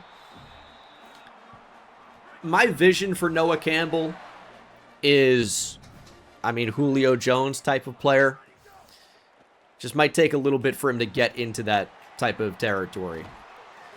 Julio is obviously a very special player instantly. Like, even that, you know, when he was a recruit, it was a special type of player, and then he was a special type of receiver prospect. But that's truly what I think Noah Campbell can turn into. He's not exactly a Julio build. He's 6'5", 199, and he doesn't have that type of speed. But I think he can be that type of impact player. So we're going to go for Lewis Keene. But he's got a long way to go. If he turns into KJ Duff, that would be great. I don't think he's going to be that physical, but he should be a big jump ball player. But again, it might take him a little while to get up to that point. We've seen him make a couple of nice catches, but we really don't throw the ball exceptionally well. In either dynasty so far that we've done, it's been more running back focused. And that's college football 27, to be honest. It's a lot easier to run the ball than it is to pass. It just is. I don't really know what to do about it, because I don't want it to be overpowered and imbalanced, but I do also want to win. So when you're trying to get back in these games, you can lean on, you know, a KJ Edwards or any back. Pick a guy. They're all effective. Remember Ansu Sano last year? Looked unstoppable at times. Quick throw, Noah Campbell. Okay.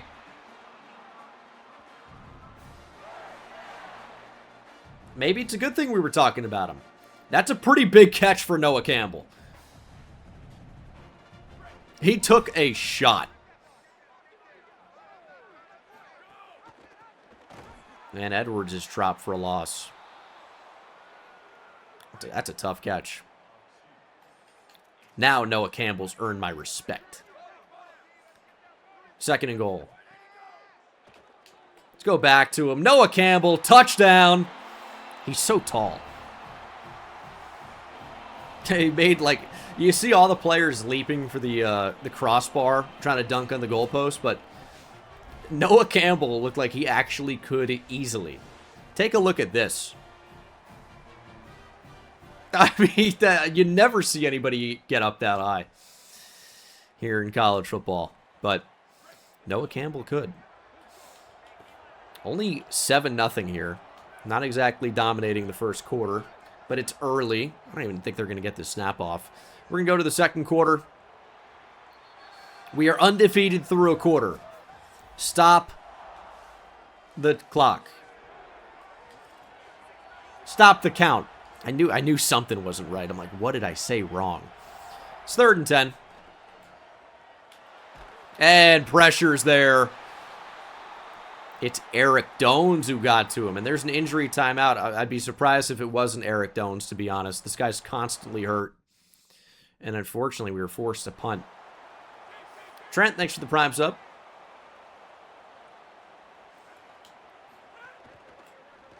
Get to the flat, or we're going to have to take a different angle. Big hit by Jaden Blair, but he, despite being a 6'4" gigantic safety, it doesn't really have good hit power. It's not gonna see a lot of forced fumbles from him, at least. Nice tackle for Benjamin Hubler. He might be a different story. 90+ hit power. He's got gold hammer. So Benjamin Hubler should be forcing fumbles somewhat constantly. That's good defense from Jaden Blair. I don't know what the football was doing. That was weird. And on 4th and inches, Illinois will just take 3. Oh, their quarterback's hurt. That's interesting. You don't really see that happen too often.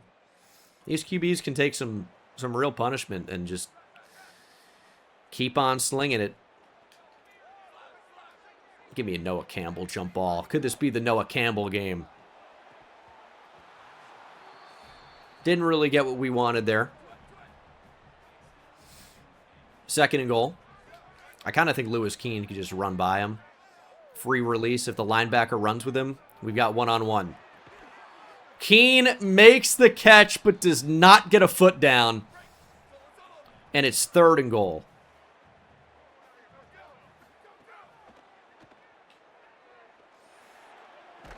It's an unbelievably tight window. We nearly got it to Rod Glover. He couldn't make the catch. We will settle for 3. Offense not exactly playing great today, but our defense has done enough. It's a fairly good first half overall. We'll take it. And obviously just being up, 10-3 is not great. But the fact that we've held them to 3, that is great. So hopefully we keep it up. Get this block on the outside, please. Verbal's got really good speed. Verbal to the outside. Cedric Verbal, the true freshman. House call. Longest run of his career.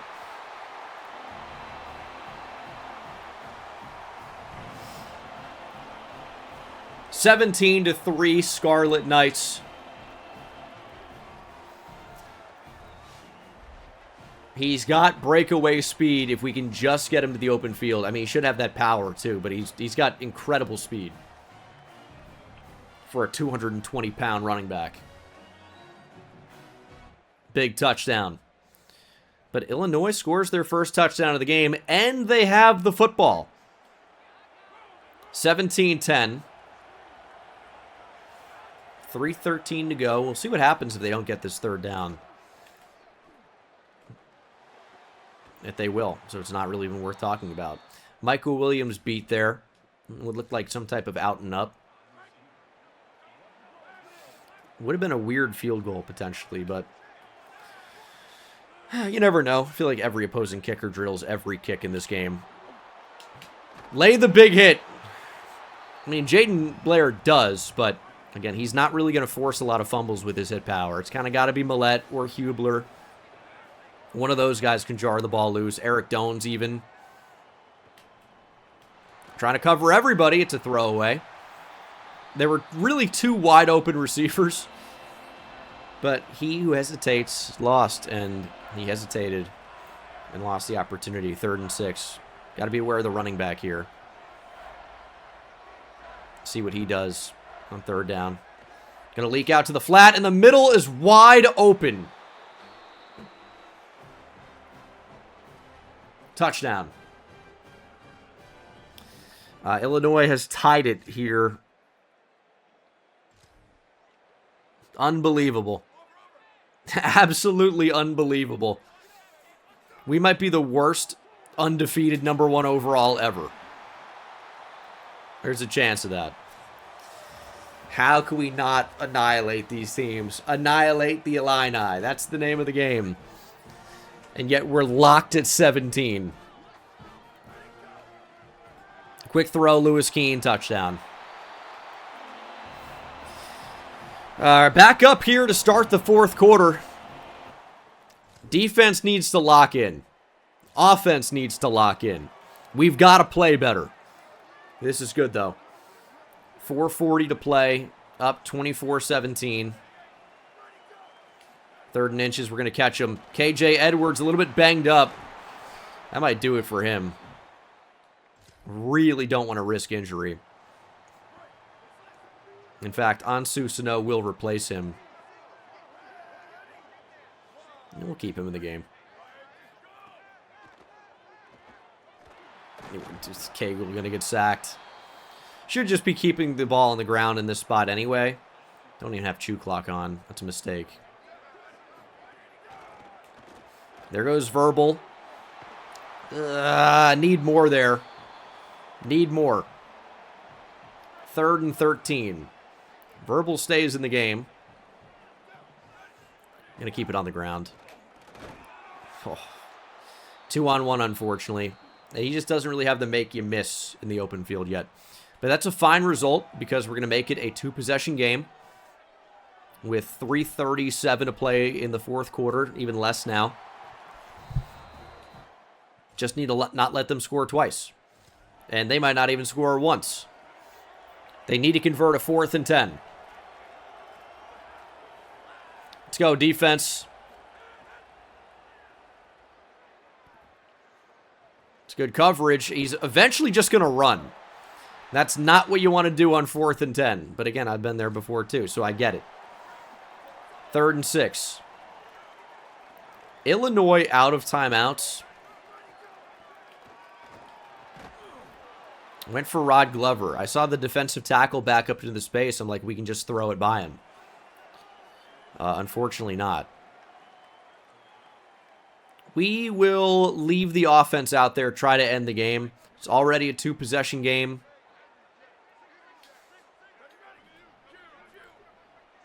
A long field goal with a not-so-great kicker doesn't really do a whole lot for me. It's not a bad idea, but the ball is just severely underthrown from Cagle, unfortunately. Really underthrown. 4th and 10. Illinois needs this to stay in the game. And they won't. Hubler with the big hit. That is the ball game. They got the ball back to their credit, but that is it. 27-17. Way too close of a game here. We just didn't play all that well on either side of the ball. I mean, 2 touchdowns for Cagle's nice, but certainly did not play perfect in this one. 13 for 76 for Edwards, but Verbal 5 for 72 and a touchdown, of course, in the long 67-yard run. Touchdown for Keene, touchdown for Campbell, who I thought played pretty well today. 2 sacks for Eric Dones. 2 sacks for Braylon Edwards. Jaden Sedbury had 1, and then the pick for Michael Clayton. No forced fumbles in this one, but hey, we won. Gary Smith has hard committed. Maybe the best linebacker I've ever seen. Paris Goodrich has hard committed as well. So we have both of these guys. Paris Goodrich is a phenomenal player. If KJ Edwards goes to the NFL after this, which is a possibility, we should be totally fine. We do have some visitors here week 9.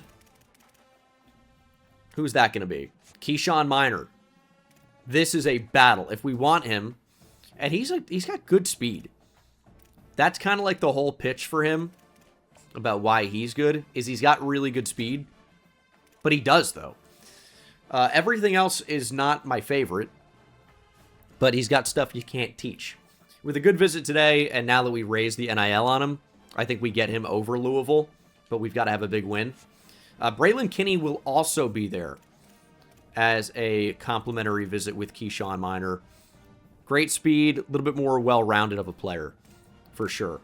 Again, I think big visit, we're going to get him. And those are the only 2 players on campus this week. We still have time to potentially set up some other visits as well. We just have to, figure out which players to target. And this is a pretty good-looking athlete tight end. 86 speed, 87 acceleration. Not really much of a blocker, but certainly worth pursuing. And I really do like Larry Presley. I'd love to get him, not the fastest, but I mean, he's got some cool abilities. Got some good hands, or at least catching traffic and spectacular catch. Regular catching, I guess, isn't amazing. And, I mean, I'd love to get Mark Grinevich on campus as well. Hopefully he's able to. Amari Adams, very good corner. Would have been great to get him, but unfortunately did not have the visit ready until this week. So we obviously could not schedule it before now. But I think we can know for a fact that he likes this one, standard bearer. And he would be a phenomenal corner to add. And I think we're locked on that. I think we are locked. 4-3 Penn State. They've never played in a place like this before. I know they've been to Piscataway, but never a crowd like this. Never a year after a national championship, undefeated Rutgers 7-0 environment. Jay Fresh, thanks for the 2 gifted. What are they going to do when Rutgers hit you, brother? We'll find out. 2nd and 4. I don't like how we're starting cold. We're at home. Why does that keep happening? All right, Rylan Reynolds. Not really how you want to do that. Kind of want to attack downhill, but made the tackle at least. Let's get Messiah Tilson in position here. Shoot a gap, make a play. There's a flag. Show me a false start. Back him up. Undisciplined. They're used to seeing it in Happy Valley. Seeing false starts on the other side. This is a big one. That's a really, really bad penalty. Sets up 3rd and 5 instead of 3rd and inches. And they're not going to get anything. Julian Lewis pass to the flat is complete for no gain. 4th and 5. Kick is good. Penn State takes an early lead, but again, I'd argue pretty good result for us, all things considered. Looked like they were driving. They come away with a field goal. 3 is not going to beat us. 3rd and 8. Let's get the ball out there. Make a play. Noah Campbell's not going to do it. I like the shot, though. We don't have a good kicker. I mean, it's a problem. Kick is good, though, right down the middle. I mean, really couldn't have been more perfect. We are tied at 3, and our defense comes out on the field 3rd and 8. This feels like an interception.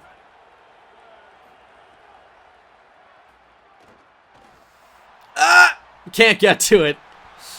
Had the right idea. Good coverage, and we're intercepted. Penn State ball in the 3. Hunter Cagle has given it away in a really tough area of the field. Please shed, make a tackle. There's Jaden Blair. I mean, we've contained Quentin Martin today. He's averaging 2.5 yards a carry.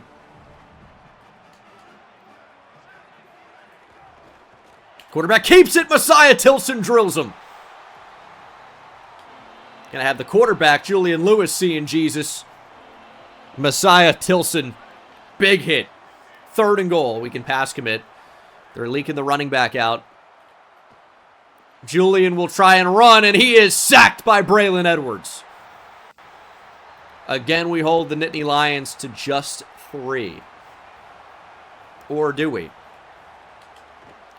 Would have been sick if we blocked that somehow. But we don't.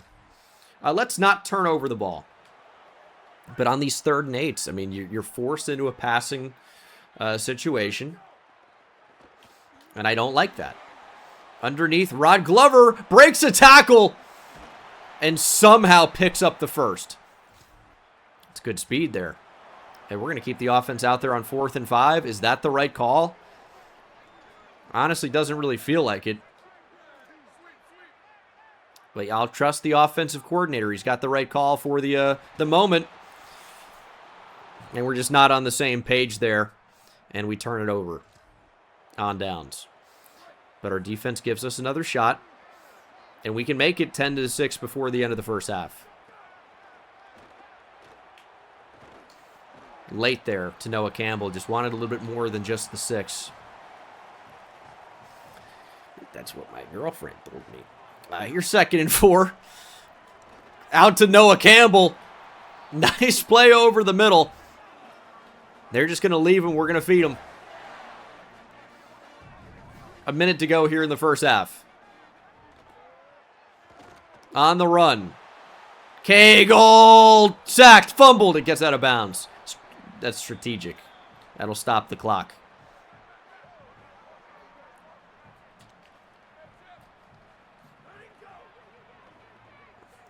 We're airing it out. Deep shot.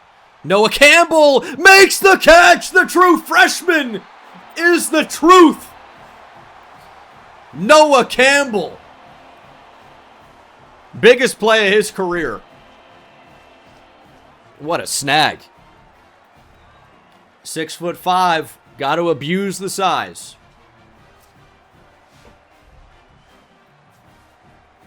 What a grab. I mean, Cagle avoided the contact, got it out just early enough, and then we had, I mean, it's a massive size advantage. That should be what happens. And we move into the second half. It's 10-6. Still looking for a blowout win here. I mean, Penn State's still a talented team, I suppose, for a 4-3 team. They are still one of the better programs, historically, in the Big Ten. Cagle keeper, we ran into Lewis Keene. That actually looked like it was open. I thought he was going to score a rushing touchdown. Was not to be. It'll be Lewis Keene again. That really is the best combination. Does Lewis Keene lead us in receiving touchdowns? I would imagine he does. I would guess so. He's just very open in the flat very often. How do you leave him open? And Penn State with an instant touchdown. It's 12-17. I don't like the way I said their score first. And we've got to hold this lead down inside our own 5. 3 minutes to go. Penn State going to have to start calling timeouts. KJ Edwards bounces it to the outside. KJ Edwards makes a man miss in the open field. KJ Edwards doesn't care about killing clock. He cares about scoring touchdowns. The crowd going crazy. That could be the dagger.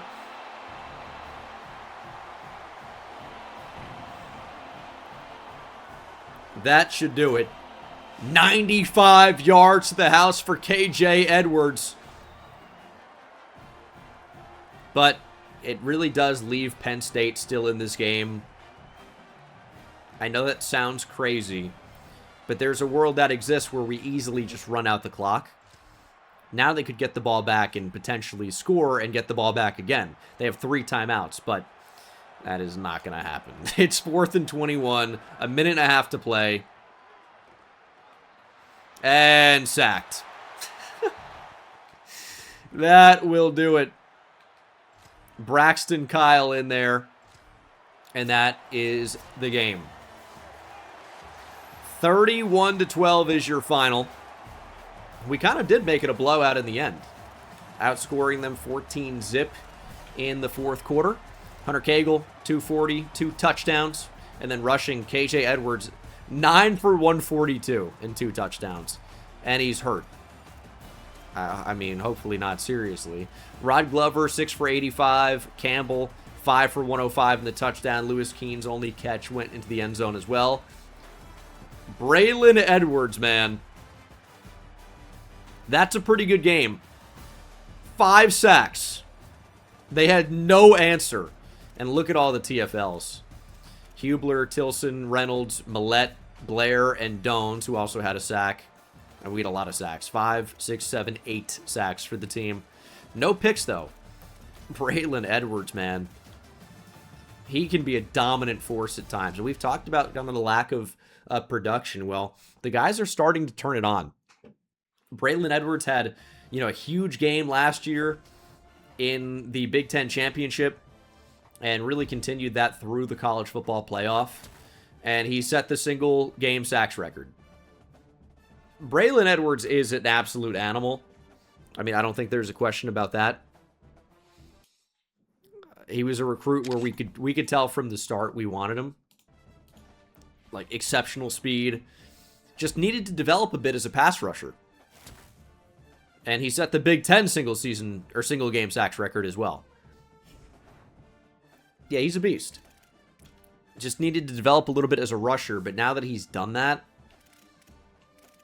I mean, he's just simply a phenomenal player. Gold pocket disruptor as well. What a player. I mean, if we can get finesse moves even higher than a 91, who knows what can happen. IQ is still not especially high. But what a player.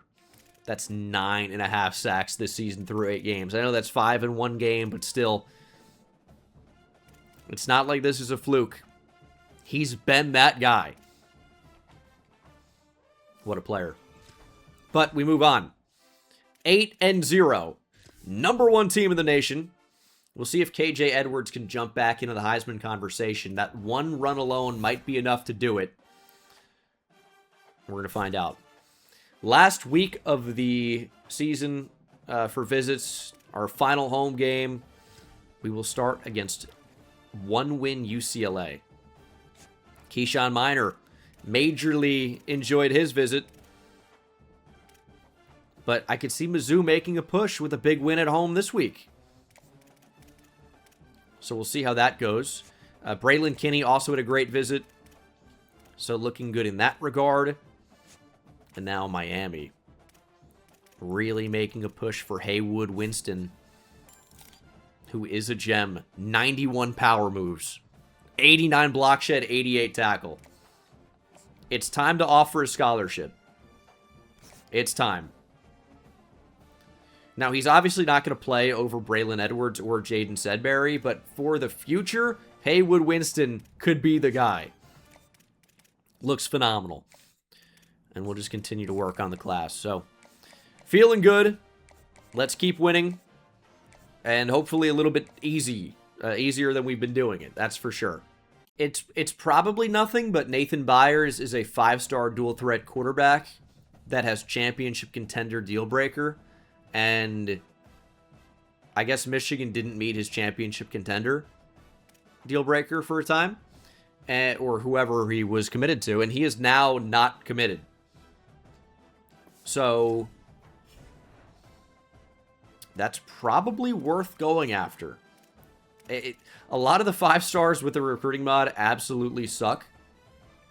But at the same time, it is a 5-star. He could be absolutely incredible.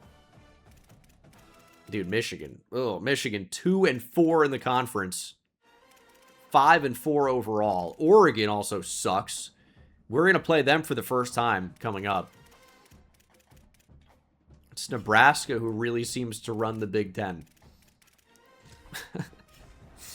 All right. Hey, shout out to Nebraska.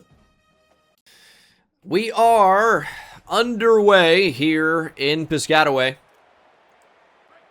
Got the light show still going on as 1-7 UCLA comes to town.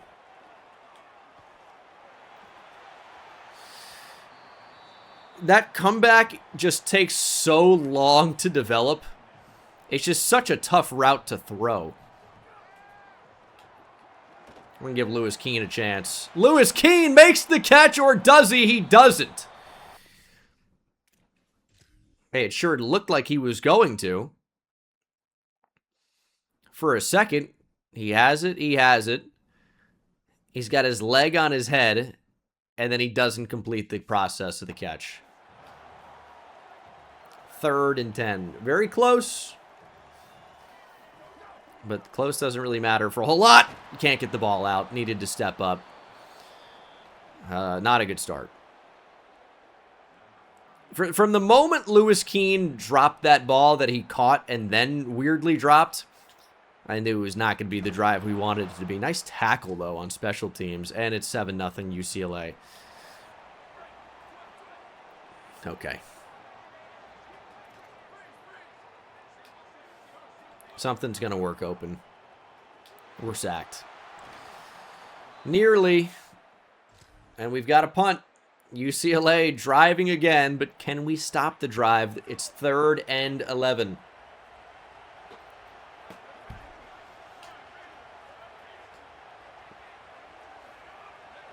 What are they doing here?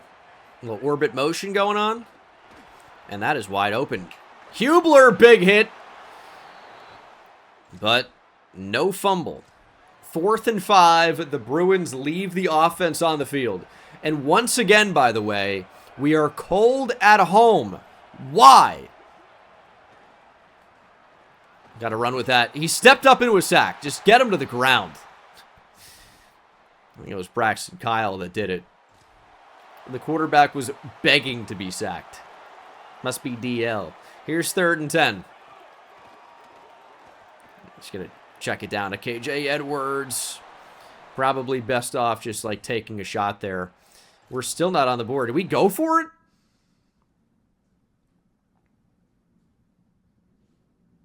I don't know what happened. We've got the ball, though.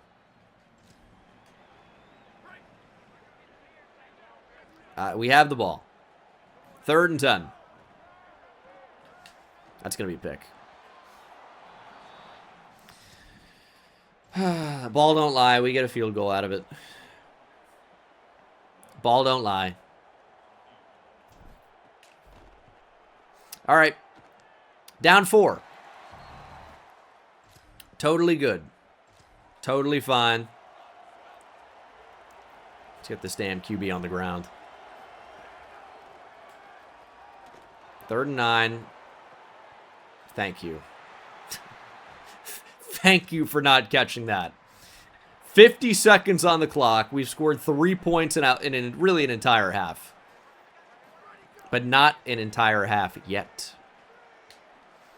Throwing the comeback. There's Glover. He got out of bounds near midfield. I'm waiting to throw this bomb to Campbell. Slants open, though. Good ball, and look at Glover. We might just have to feed him. That's 61 passing yards in the first half for Cagle. That's not great. That's a huge pancake. Oh, my God. Just couldn't turn it into anything. We're going to call a timeout. Just got to reset a bit. The pancake distracted me. As it does at breakfast time. Here's 2nd and 11. Can we get that in there? We can. Dizier Carter makes the catch. What a ball from Cagle. That was a questionable one. Needed a perfect throw, but we got one. Good ball from the true freshman. 20 seconds to play. Bullet. Rod God. Touchdown. We take the lead. 10-7. What a first half. What a first half. Let's keep it up. 3rd and 10's not great. I could just trust Campbell to work back to the ball. He does. Dude, he's really making so many of these contested catches. I know he's a contested catch receiver, but he's making a lot of them. And for a true freshman, it's pretty awesome to see. Rod Glover can't make that one. I thought he had such a great release off the line. He was going to end up getting open, but just didn't happen. But we're controlling the game. Still 10-7. 4th quarter. Touchdown here would probably do it. We're going to run. Hunter Cagle, nothing but space. Hits the slide. There is an injury. Nobody important, thankfully. But a 19-yard scramble. That's the thing that's really been missing this season compared to the others, is we really do not run with the quarterback at all. Don't put it on the ground. It's not a fumble. That's not a fumble. And Ansu Sano's injured. He didn't fumble. At this, it's worth a challenge. Throw it out. I don't even need to see the replay. He's totally down. Give me the ball back. 2nd and 6. Thank you.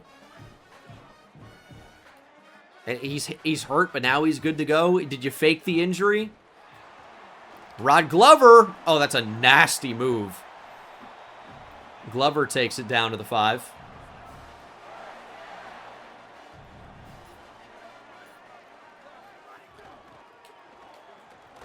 Sano kind of trying to drag a defender down to the 1-yard line.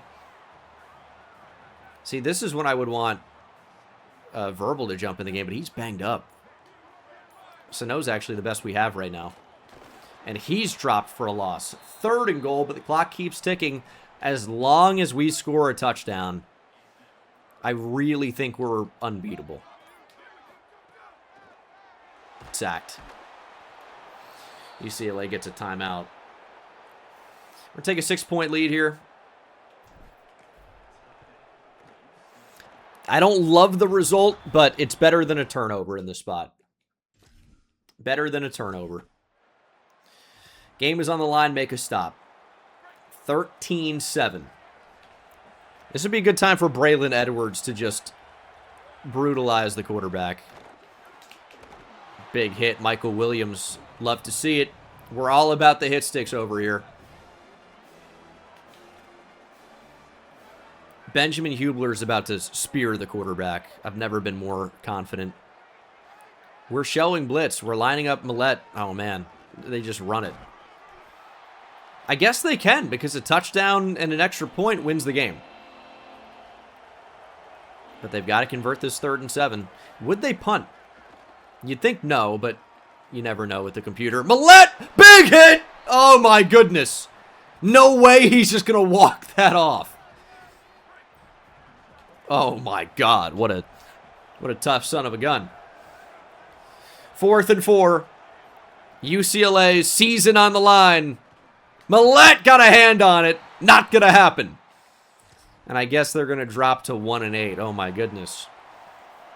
That 4th down conversion could have saved their year.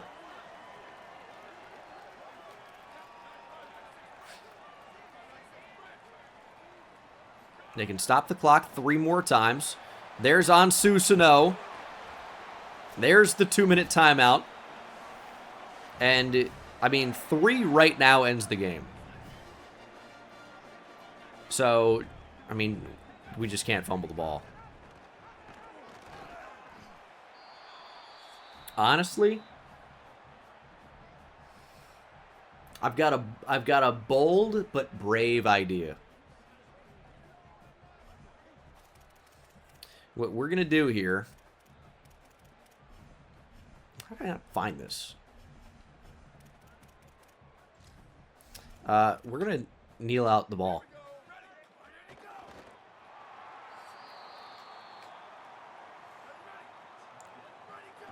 Third and 11. Clock's going to run. We're going to take our 3. And at 16-7... Like, in real life, would they do this? Because, I mean, a field goal can get blocked. It's a little bit scary. Maybe they wouldn't. But if you trust your kicker, which I guess I really don't. But if you trust your kicker, don't let him get a chance for a forced fumble. When Sano has already fumbled in this game. I guess it was called back, but just take the points. They're out of timeouts. It's a 2-possession game. I'm comfortable doing that to make it a 2-possession game. 4th and 16. Deep shot. I don't think so. That'll do it. 16-7 is your final. Didn't play great against now 1 and 8 UCLA, but played well enough to win. We stay undefeated. We did not run the ball well. I mean, KJ Edwards did, 5 for 36, but then didn't play. Cedric Verbal fumbled. Offense struggled in this one. Defense was great, though. Messiah Tilson with the pick. We are 9-0. Looking for the undefeated season. Well, we've scouted Nathan Byers now, and we found out he's a heck of a ball player. And probably worth the NIL. I know we have a quarterback, but this might be a better quarterback. Now, we've had a very nice year from the true freshman. But if you're not getting better, you're getting worse, right? A little stat check update. got close to 2,000 yards, 15 touchdowns to 5 interceptions in 9 games. It's a very good year. KJ Edwards has crushed it for us so far. 8 per carries, out of control. It's just kind of similar deal to Antoine from last year, where how many carries are we going to get out of him? Lewis Keene does lead the team in touchdowns, receptions, and yards to Rod Glover. And then defensively, 12 TFLs for Edwards, 10 for Jaden Sedbury. Edwards is always threatening to transfer. He just wants more money. He'll be all right. But we're going to jump in against Iowa. Only a few more games left. We're, looking to be obviously back in the Big Ten Championship.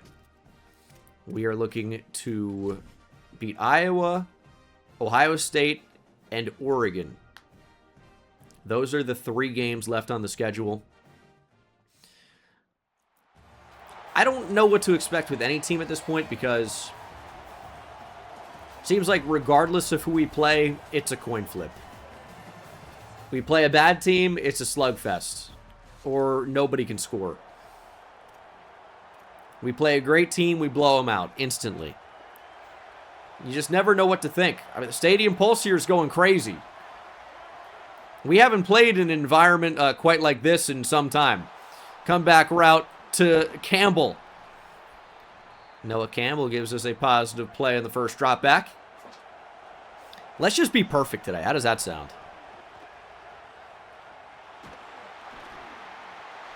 It sounds great. Is it actually going to happen? I guess not. Throw out a sack, interception, Iowa touchdown. God. Why do I say anything, man? And we can't convert on the 3rd and short. Yeah, let's keep the offense out there. What's the worst that can happen? 4th and 2. Lewis Keene got it.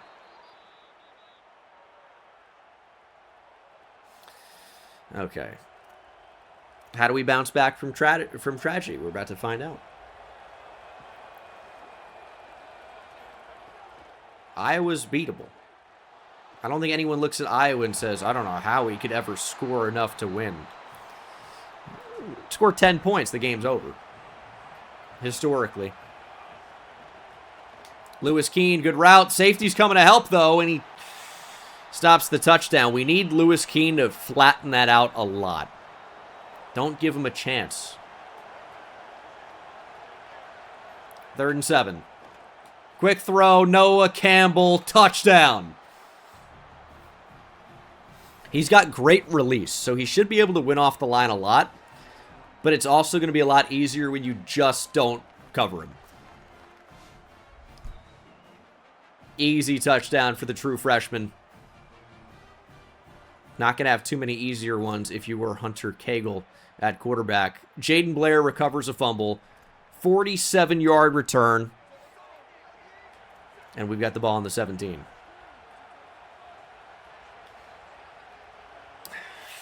We're gonna throw. We're gonna throw here. Dysir Carter makes the catch. A rare catch. I mean, I say that. I thought would be a bigger factor. Almost never throw it to him. I don't even know what the play is. Dysir Carter again. Feed the beast. That is Dysir Carter. He's got some great make-you-miss ability. We just don't really get in positions to get him the football in space. It's unfortunate because that's the way he's going to be a player for us. 2nd and goal.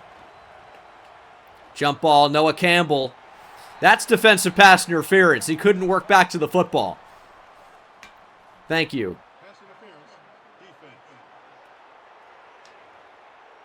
We'll take 1st and goal on the 1. KJ Edwards' Heisman hopes are still maybe somewhat alive. Every touchdown's going to help, even if they are 1 or 2 yard runs. They're still going to help. They still count. Iowa keeps the offense out on 4th and 2. We're going to press. We're going to shade down. We're going to blow this up. Run up the middle. See what happens. I dare you. I dare you. They got it. They didn't run up the middle. They went, well, slightly. Opted for the B gap. First down. It's 4th and 3. Offense again stays out there. And bang! There's Millette. Staying right where he needs to be. Huge hit. Rutgers football. Get rid of it. Get rid of it. We're just going to take a shot. Noah Campbell can't make the catch. We had every opportunity. We do get the ball back, though. Man, that meter filled up really quick after I thought for sure that we had it. I don't even know where the coverage ended up being. That was so bizarre. That's unbelievable coverage. Offense surely should stay out here. Let's run the ball on 4th and inches. It's going to be KJ Edwards. Maybe should be putting in verbal for some of these spots. I think he got enough. He did. Clock keeps moving. He's got 5 for 3 yards. And it's 3rd and 6.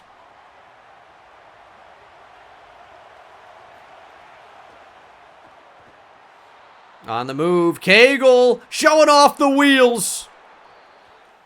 What a scramble from Hunter Cagle.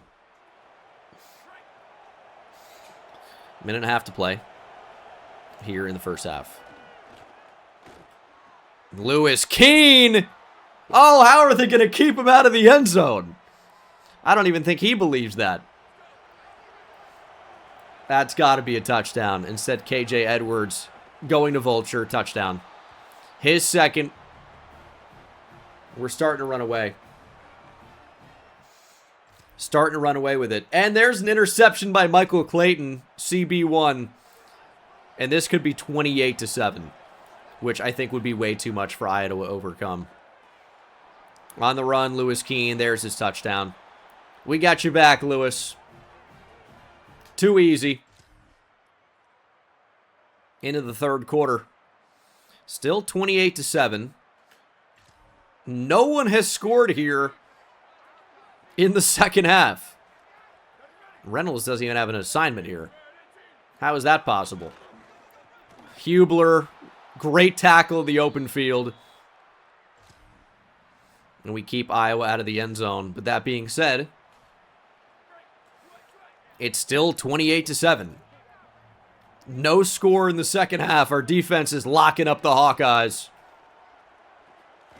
Shot down the field. There's no chance on that. That's going to be intercepted by the team leader in interceptions, Messiah Tilson. He's been a shockingly impactful player for us. I really thought he'd be somebody that we'd replace, and we kind of have. But he just keeps ending up on the field, and he keeps making plays. 3rd and 10. Noah Campbell, nice catch. Way to work back to the ball. And we're trying to put this thing away. Jet touch pass is an interesting idea. Get Rod Glover a design touch.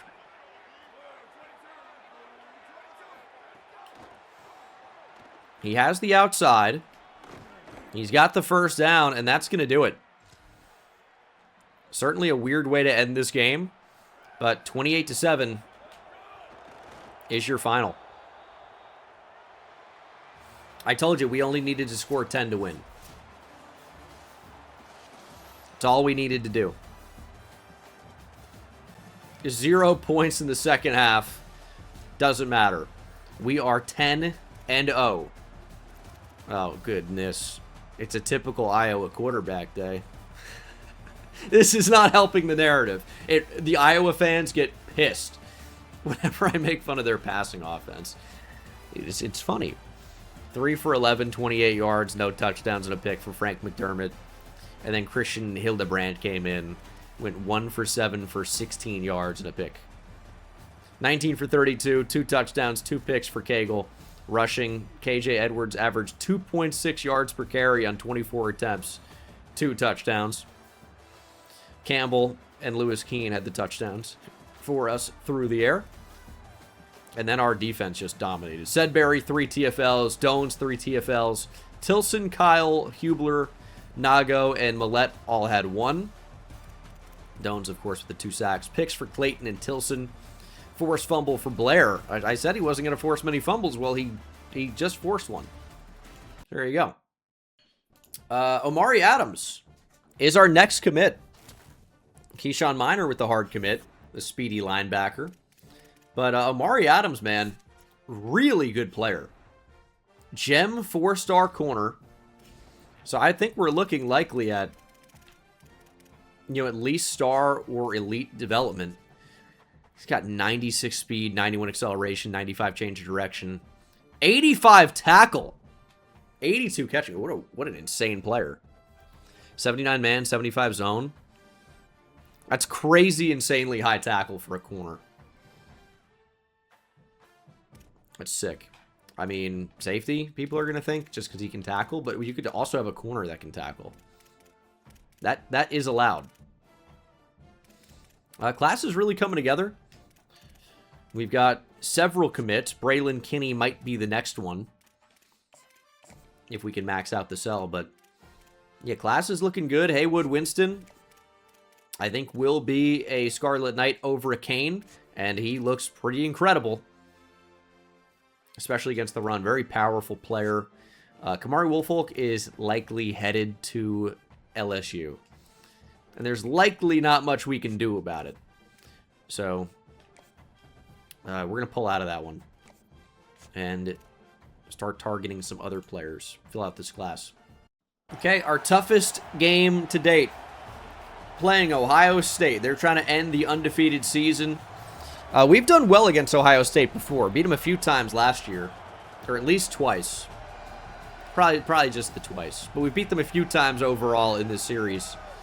We just own Ohio State. So, I'm not too worried about it. Our defense has completely destroyed them. They are the number 5 team in the country. What a matchup this would be. Number 2, Rutgers against number 5, Ohio State. And Ansu Sano is the lead back.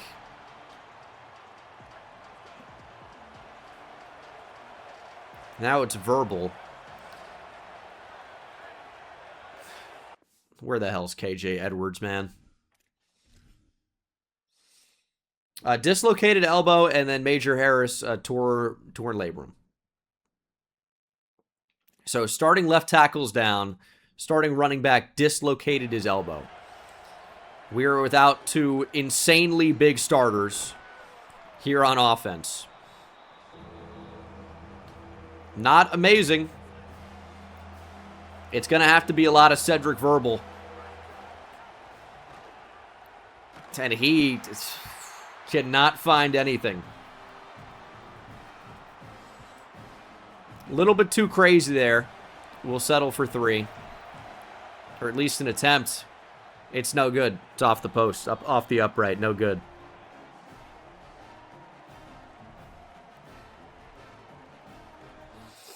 It's going to stay 0-0. Get down there and miss a chip shot field goal is no good. That's not a good tone setter. I will say Ohio State no longer has Tavian St. Clair, who was really bad for them whenever he played us.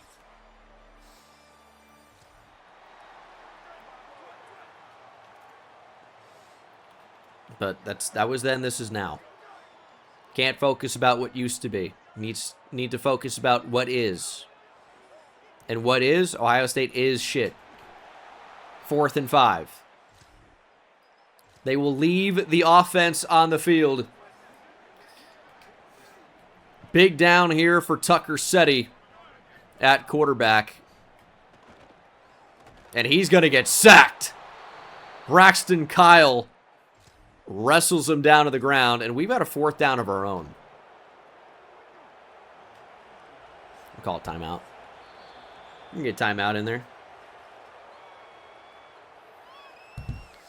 We're going to leave the offense out there. They were ready for the fake, which means we don't fake it. We just go for it. Make that catch, please. He didn't. Oh, my God. Dysir Carter. It was too late, but, I mean, you need to make that catch. 3rd and 10.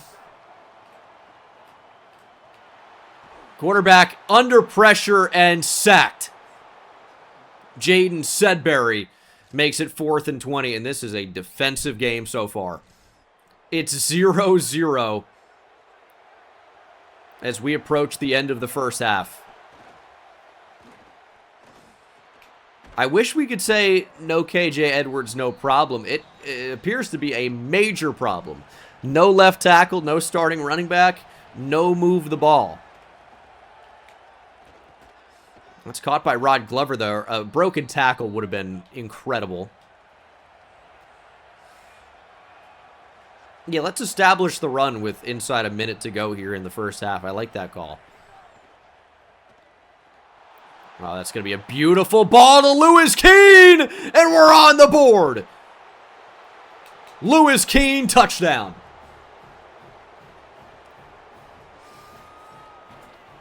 What a way to end the first half.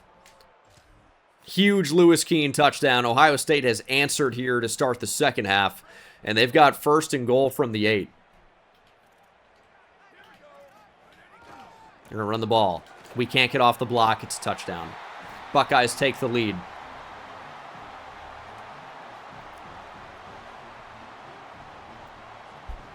That's a provocative celebration. He better be suspended. We drive down the field. We don't answer. A lot just happened there. And yet, it remains 14-7. I don't know the play. I have no idea what the play is. We're going to have to try to get to something else. Calling levels. And that's going to hit the ground. I mean, they're not going to take me out of the moment here. We're not punting.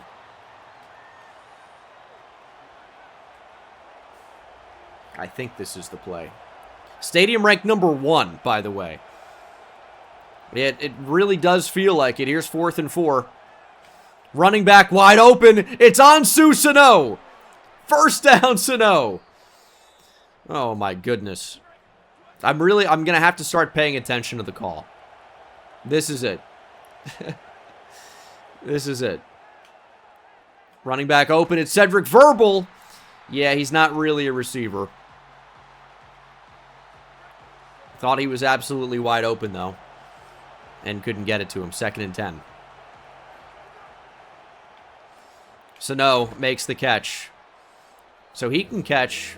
Cedric Verbal cannot. Not being able to see the routes or the buttons. The buttons is the big problem. Because when we snap the ball and I don't know who's what, it's an insanely huge issue. 4th and 3.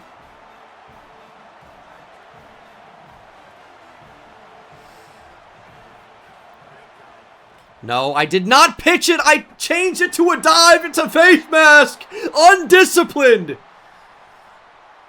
Undisciplined.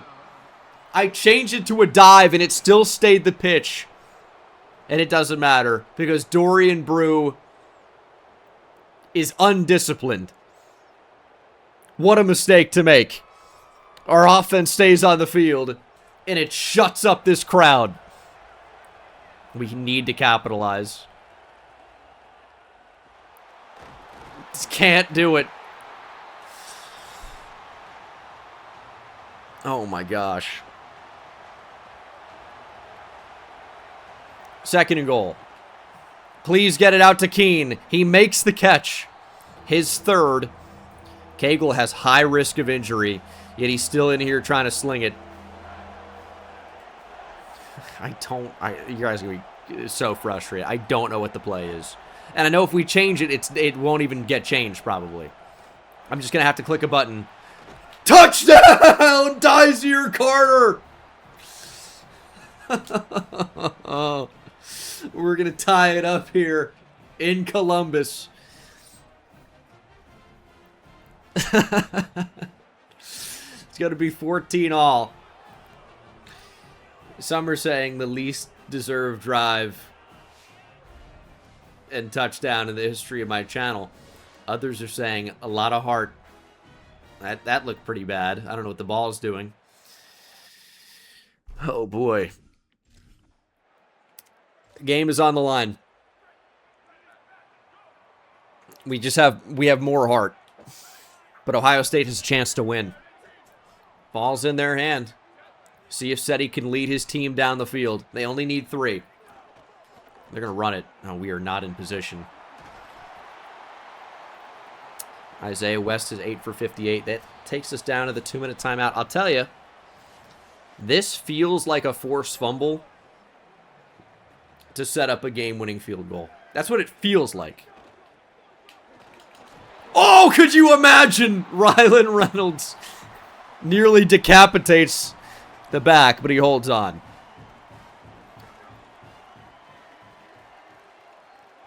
Quarterback under pressure. And the receiver and the back get caught up on each other, and said he can't hit either of them. 2nd and 10.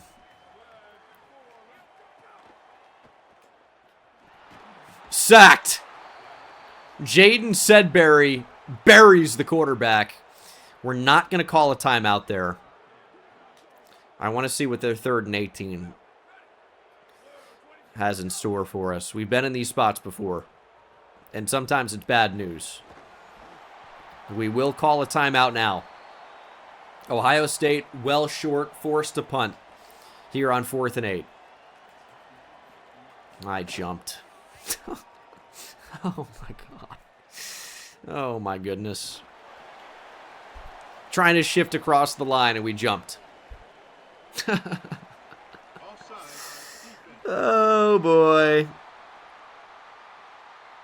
Oh, they might leave the offense out there. All right, they're going to punt on 4th and 3. Let's not do it again.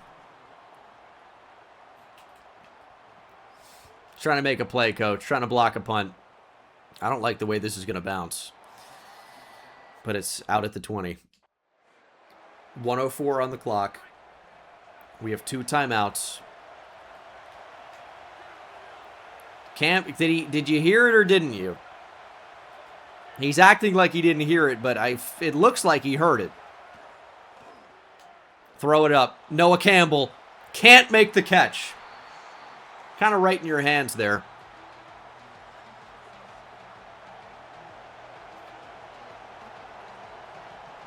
And Cagle is banged up.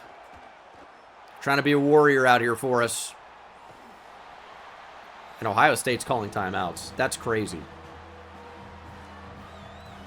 I kind of want Verbal in the game if he's good to go.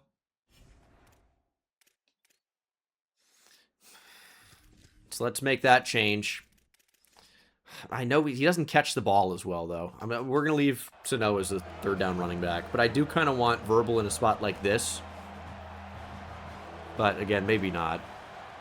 Because if we need the running back, he's got to be able to catch. And Sano can catch at a way higher level. Got to throw that. Dysir Carter makes the catch. Thank you for the timeout, Ohio State. 49 seconds. Get the ball out to Sano. We just need field goal range. This motion could take a lot of time off the clock.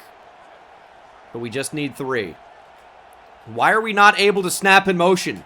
Oh my God. He's not snapping the ball. Oh my God. We just burned time for literally no reason. The game refused to snap the ball. And I know there's a motion. There's plenty of time. Everybody was set. Snap the ball. Get in a motion. Why was he not doing it?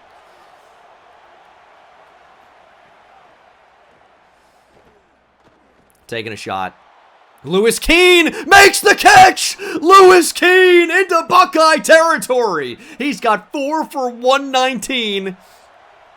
And the catch to win us the game, we hope. We've missed a chip shot already. We've got to line it up. We have 1 more timeout.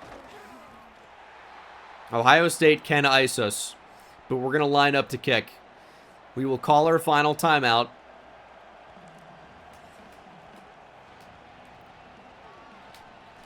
Yeah, go celebrate. Yeah, it's all about you, man. To win it. Chip shot. We're iced. I tried to get that off so quickly, it honestly might have missed. Now we have to deal with the ice. It's not that big of a deal, though. Just a chip shot. You can do this. You're built for this moment.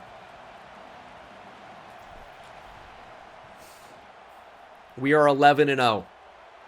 The undefeated season stays alive. What a test here on the road. Tough environment. Doesn't matter. Well coached. Well disciplined. Ohio State was not, and that's why they lost this game.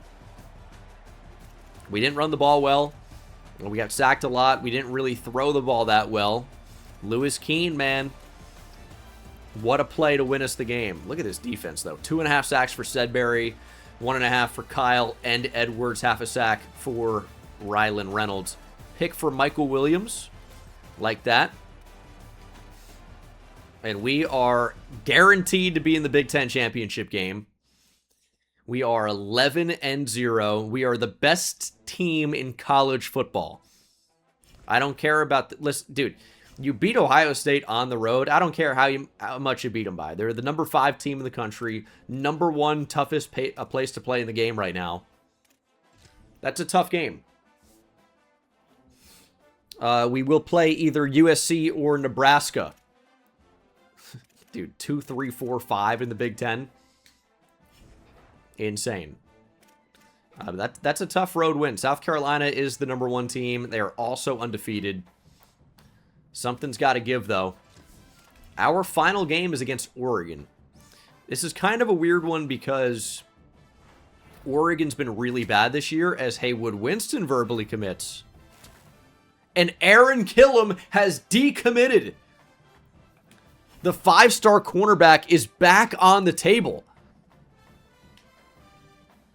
He hasn't decommitted from my school. What are you talking about?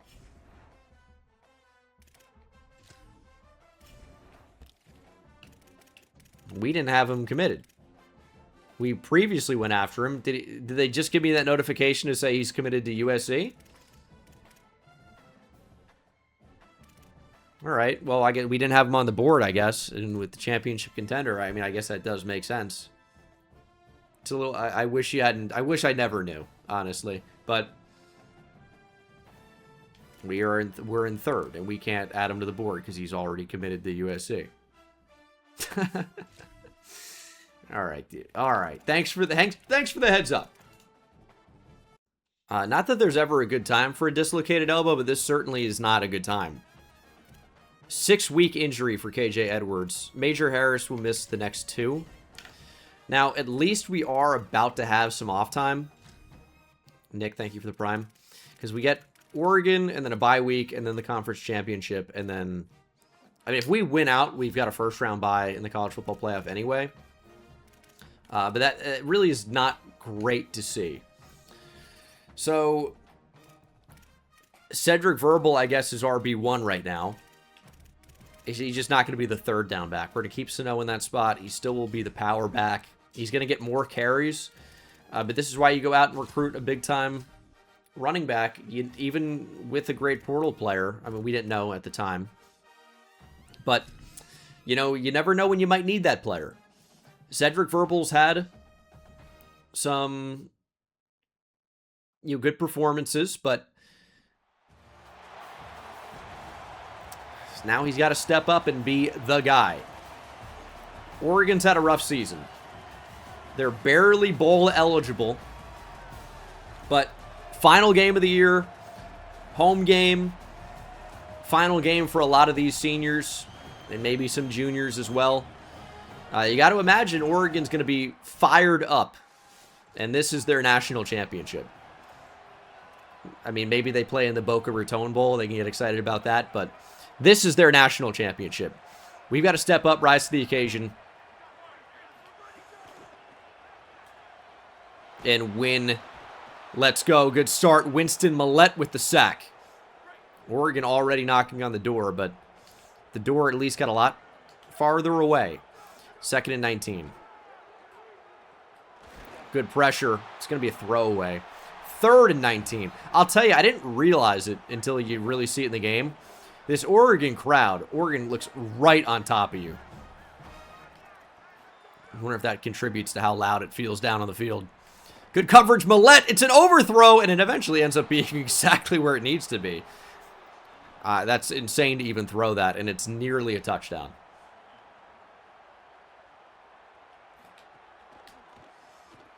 Kick is good. Oregon takes the early 3-0 lead. A lot of time, though. And that is an instant touchdown, by the way.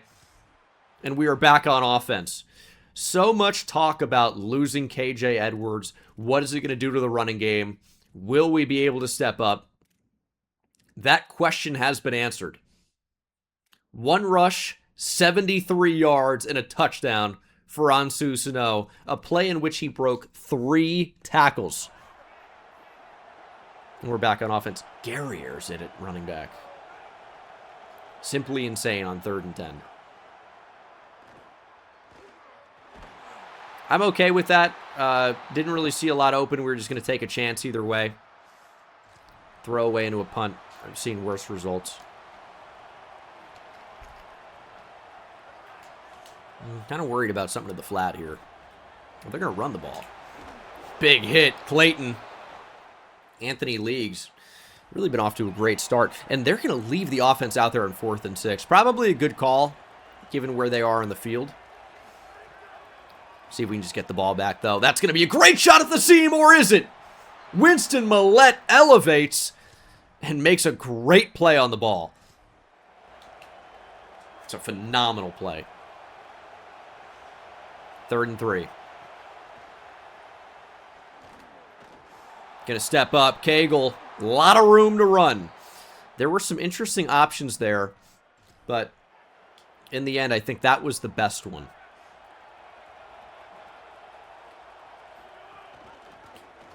Verbal gets the ball. Oh, he's a pretty powerful back. Doesn't get us any extra yardage after that, really, but he's going to make his presence felt. There's Sano. Out past the line to gain. He's got 2 for 82. Way to step up, and we might have a nice little combination there. Going to Verbal. He is stuffed. Timeout, Oregon. They want to get the ball back, and they want to score before halftime.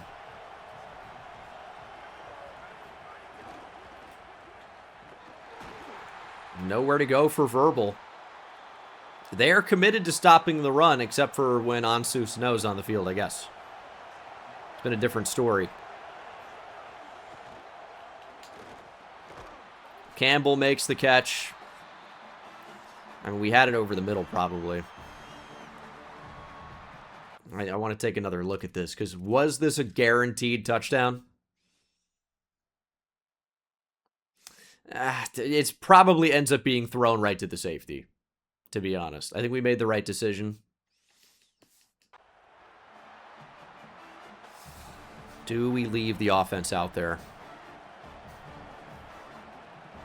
No. We're going to take the points, hopefully actually make this kick.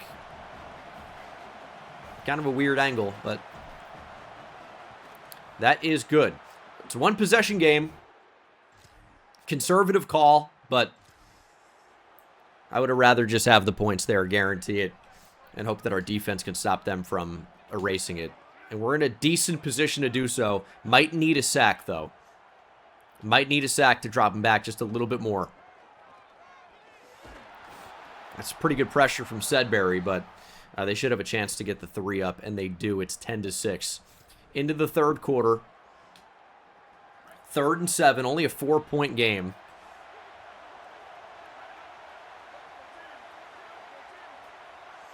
Need to convert here. Oh, that is not the play I thought it was. But they don't remember the quarterback can run. Hunter Cagle takes off down to the 21-yard line. And then back-to-back runs for nothing. And we're looking at 3rd and 8.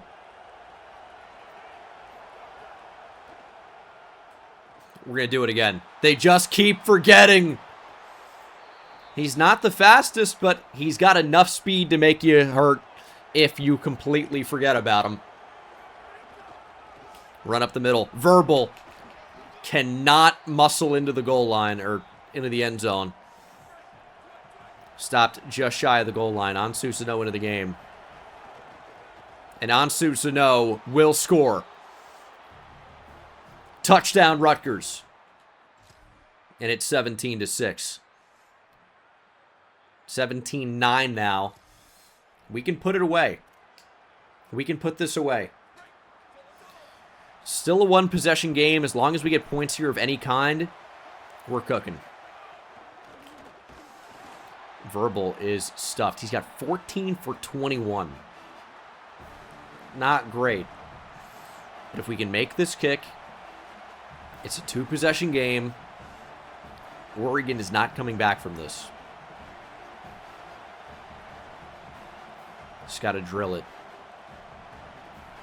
But with our kicker, things have been tough. And that is nearly blocked. That's roughing the kicker. That, I mean, that's going to do it. Unless that's what they wanted. Make us get the first down and then potentially fumble. But we're going to be able to take more time off the clock in the process. Seems like an odd thing to want. That's down to the 2-minute timeout. I don't know if we got bailed out there. We were going to take a 2-possession lead with 2 minutes to go in the fourth quarter. Oregon with no timeouts. Felt like a pretty good spot to be in general. But I'll take it. We'll keep it. Chew out more of the clock.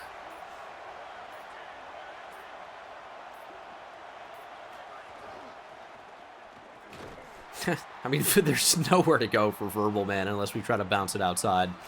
But we'd rather just keep it inside. And here we should be able to kick the game winner. They've got another chance to block it. They would need a miracle to come back. And I haven't seen one onside kick, I don't think, on College Football 27. Maybe. Nah, I don't think so. I don't think I've seen any. That kick is good.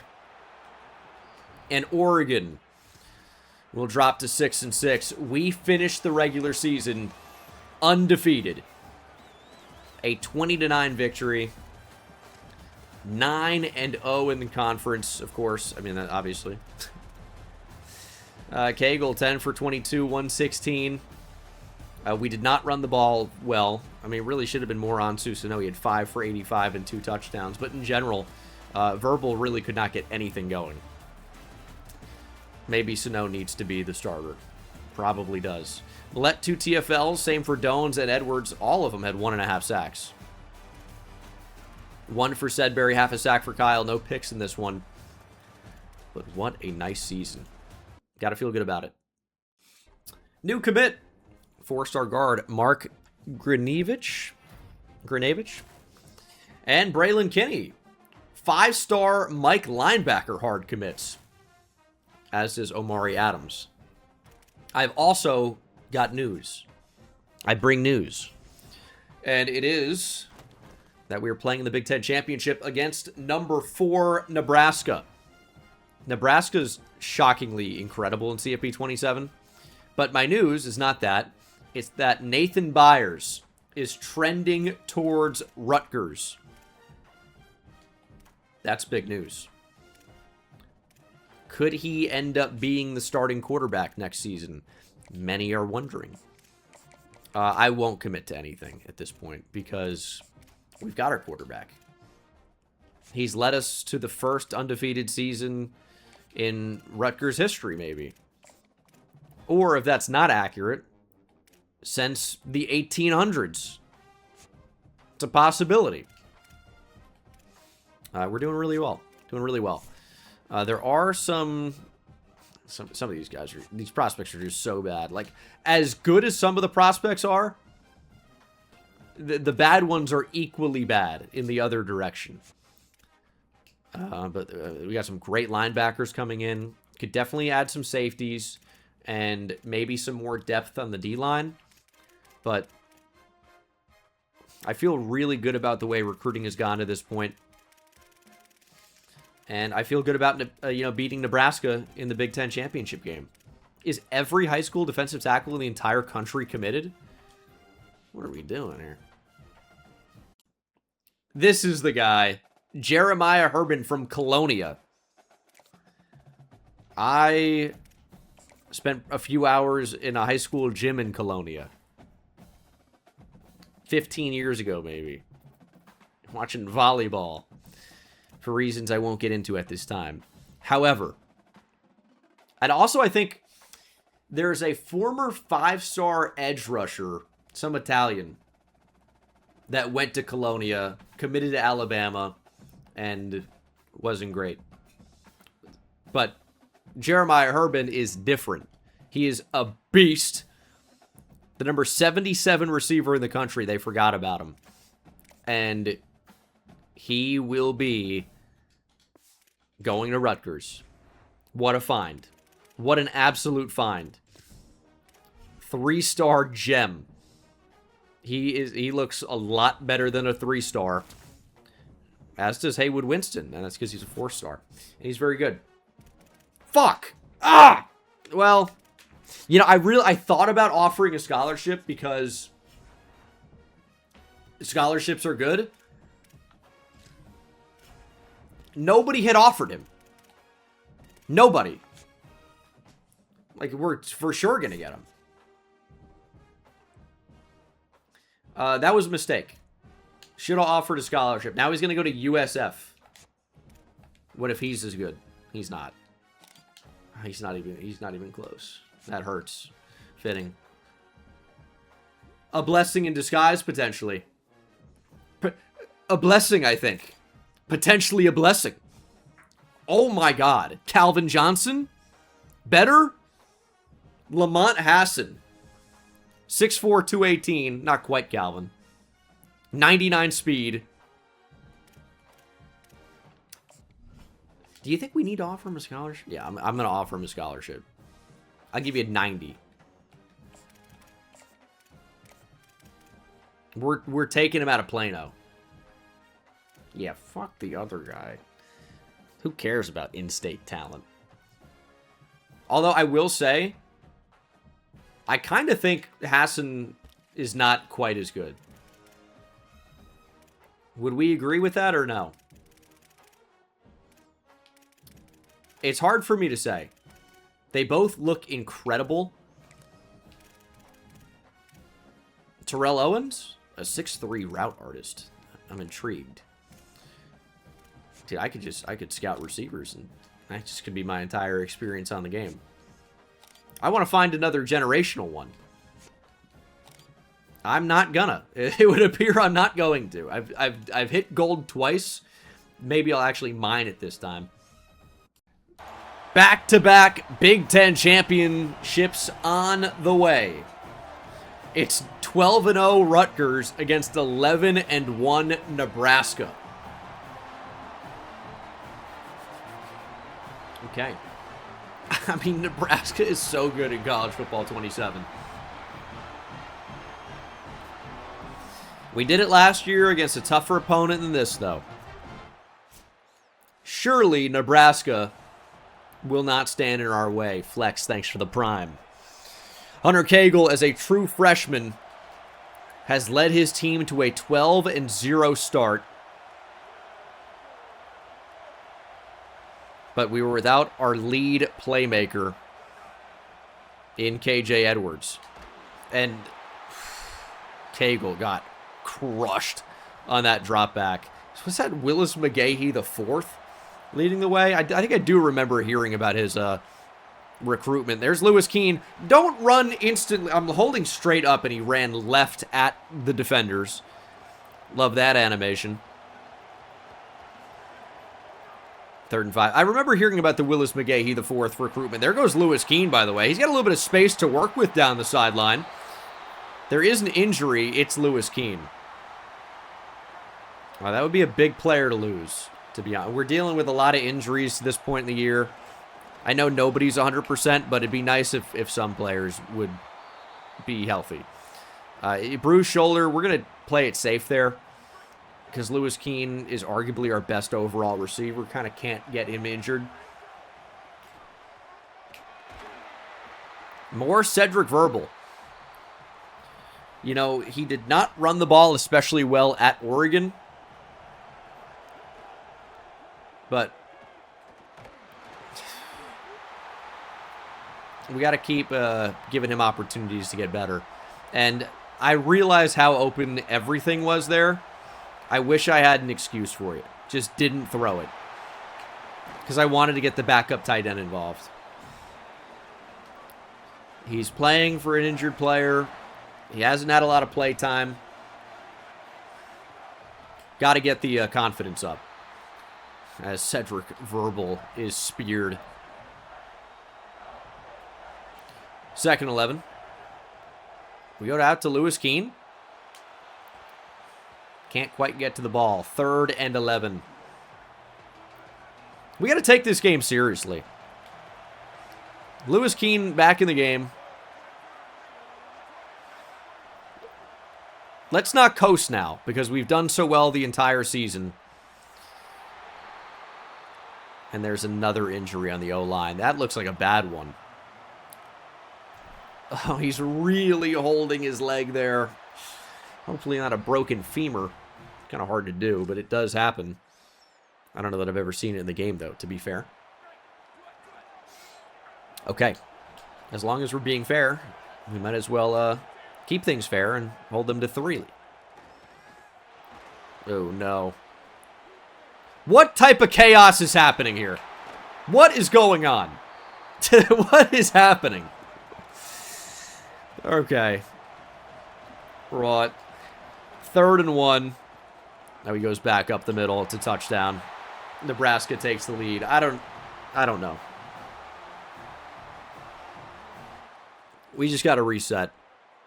And they're driving again. Well, that's not really a reset. That's going to punch in the mouth and then saying, give me a second, and they kick you in the stomach.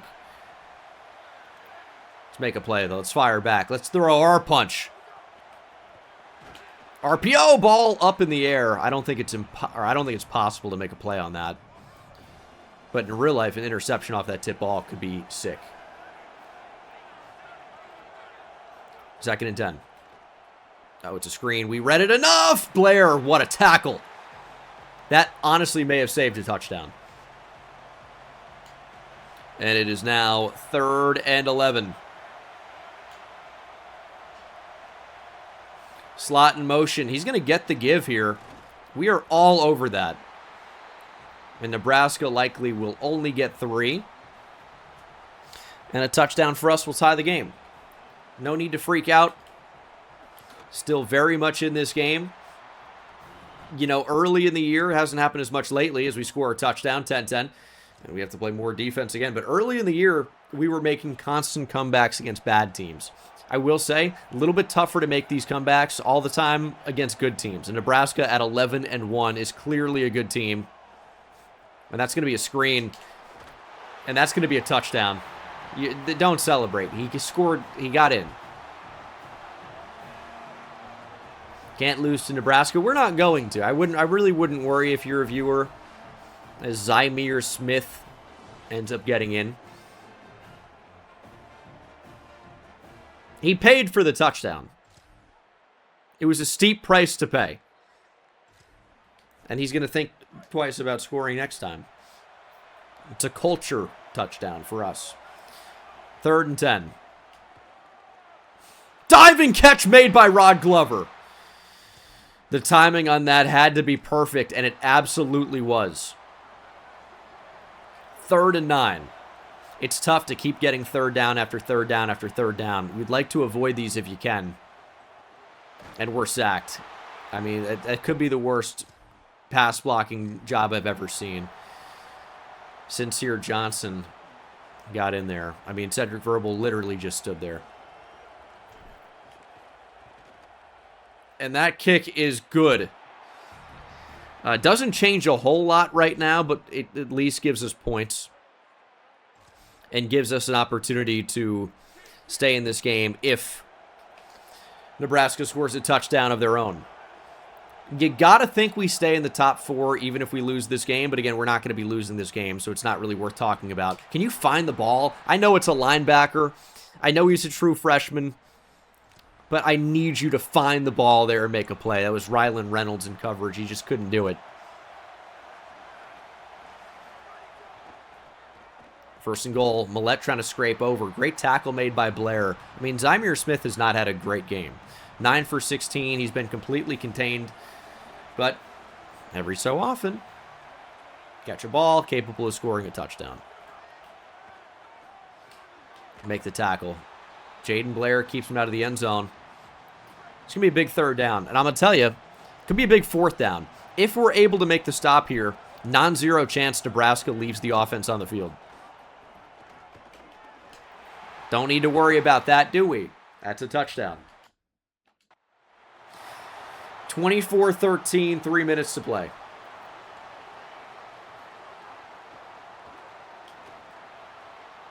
Just need to be more decisive.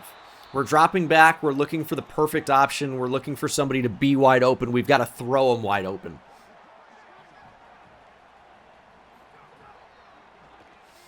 I think that's wide open. Noah Campbell down the field. Cannot make the catch. It's underthrown. I know he doesn't have the best speed in the world, but he's got great release. Need to be able to convert some of those. That's just good pressure. I mean, it really looked like Rod Glover was going to end up working open. It just didn't happen. Maybe Campbell on a slant here. Keene takes the inside linebacker, and then the slant's open. I don't know if that's exactly what I envisioned when I called that, but we'll take the result. Can still play under control here. Cagle's sacked. And there's an injury timeout. It is Nebraska, though. Helps us out a little bit.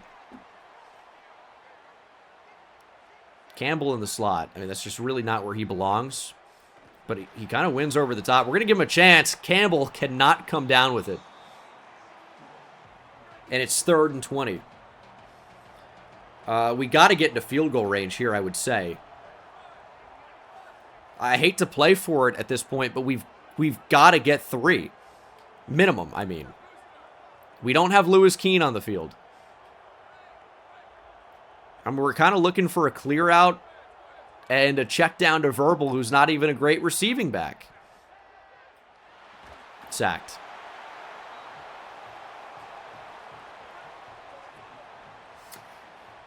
Fourth and 30. He beat press. He's going to have to make a crazy catch. Can't do it. I don't know what happened with the flash on the screen. Tone, thanks for the prime.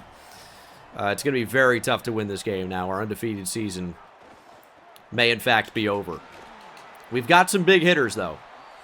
We're going to call a timeout on this side of the 2-minute timeout. Save the second. You never know. Could be the difference between winning and losing.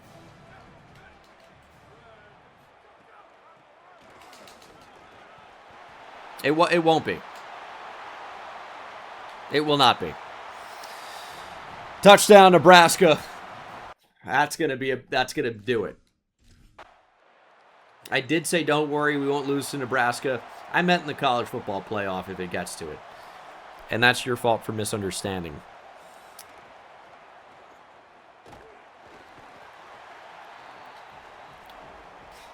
Sometimes a team needs a beating like this to kind of reevaluate.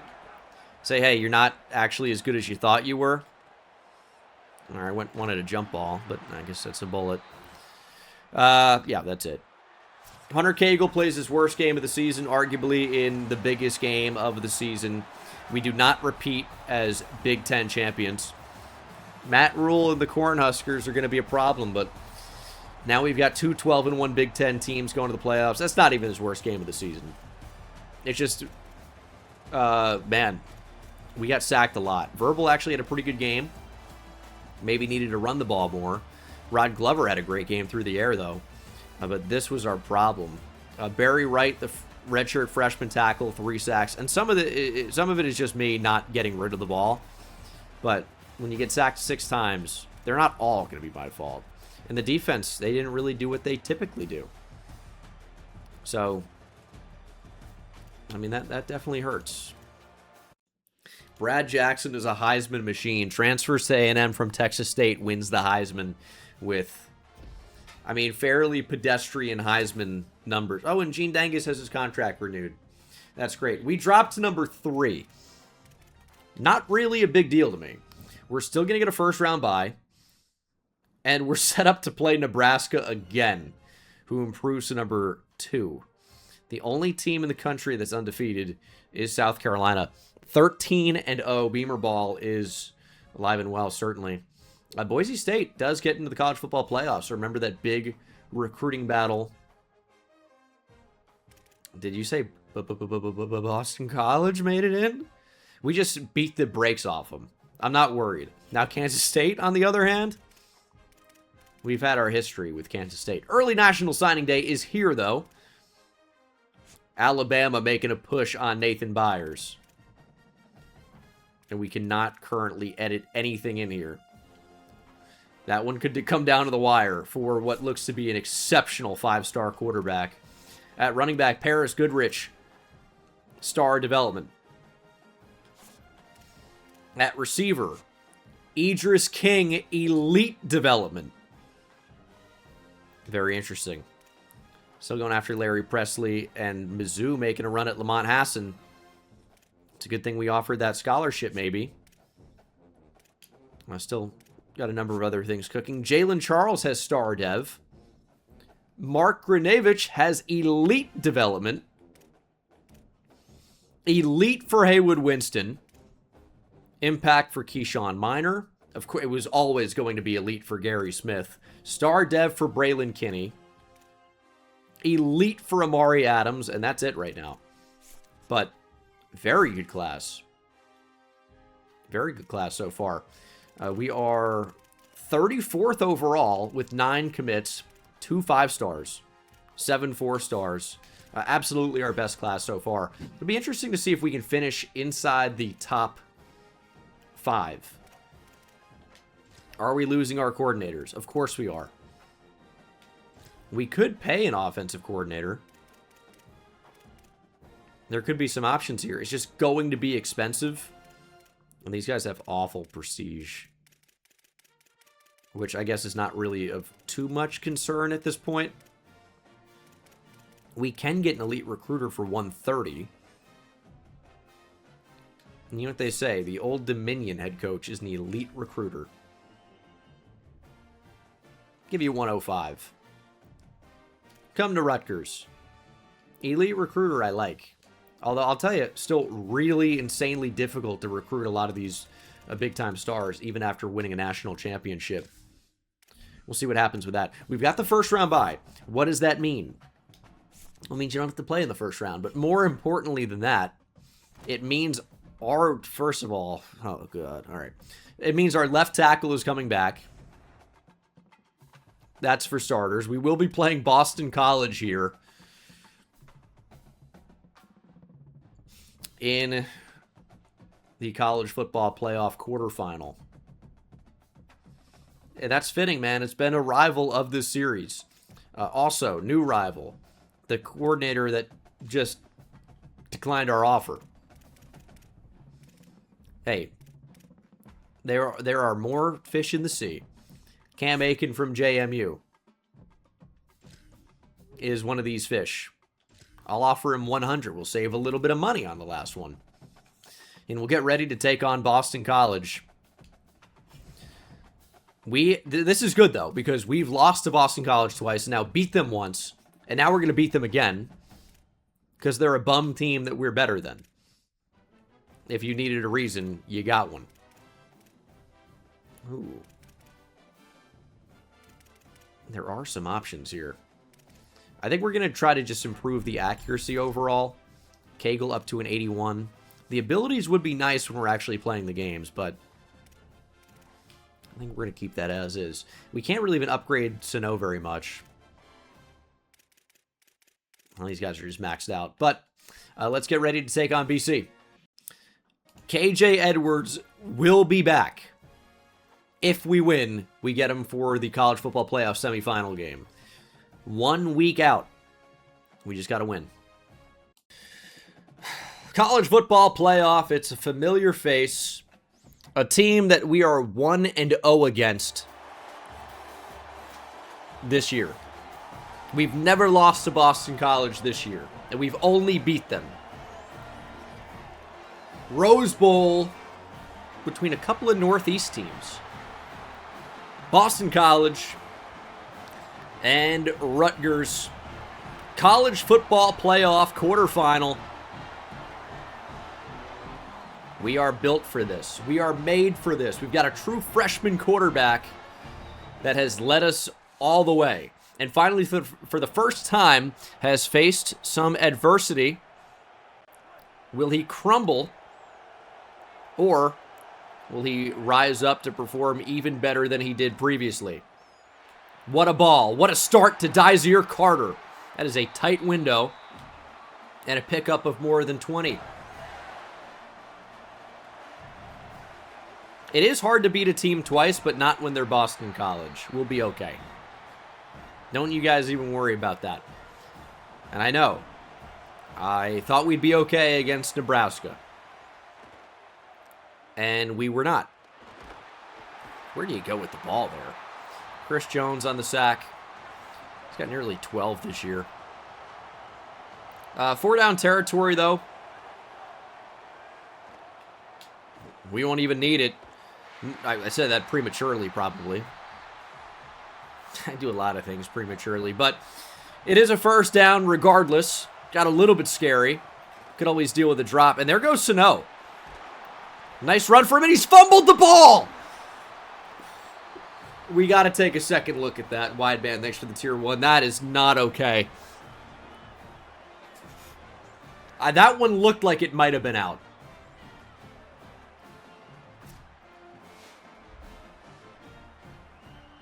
We'll take a second look. As great burst to the outside.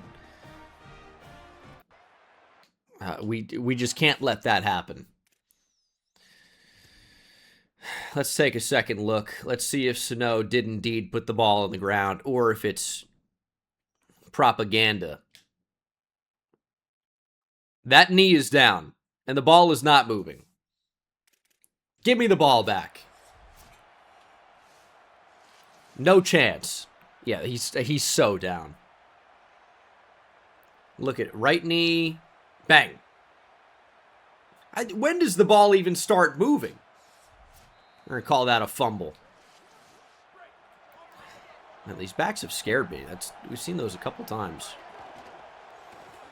Bubble screen out to Glover. Rod Glover makes the catch. There is an injury.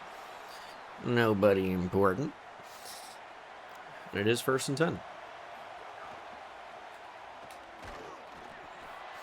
Now I'm worried about Sano, though. I am worried about Ansu Sano. Here's 2nd and 9. We're going to have to step up here. Cagle, just enough speed. Cagle down to the 1. Good scramble, though. And get verbal into the game if Sano can't punch this one in. But he does. Couldn't get back into the space, but didn't matter. Got the ball just over. And he's faking the stanky leg, or into the stanky leg. Fake injury. A classic celebration.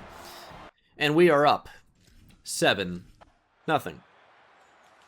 Big 3rd down, make a stop. It's 3rd and 12. I'd be delighted to. They're on the edge of field goal range, I would say. And it's A.J. Surace, by the way.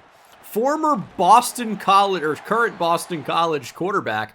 Former Rutgers quarterback. He transferred out, and Cagle just rips off a 56-yard run. What a beast. So, there's also more to the story. We're playing a former Rutgers quarterback. And Verbal is short of the end zone. And he is high risk of injury. All right, get him back out. And Sano's banged up. Maybe it's going to be Guerriere for a little bit.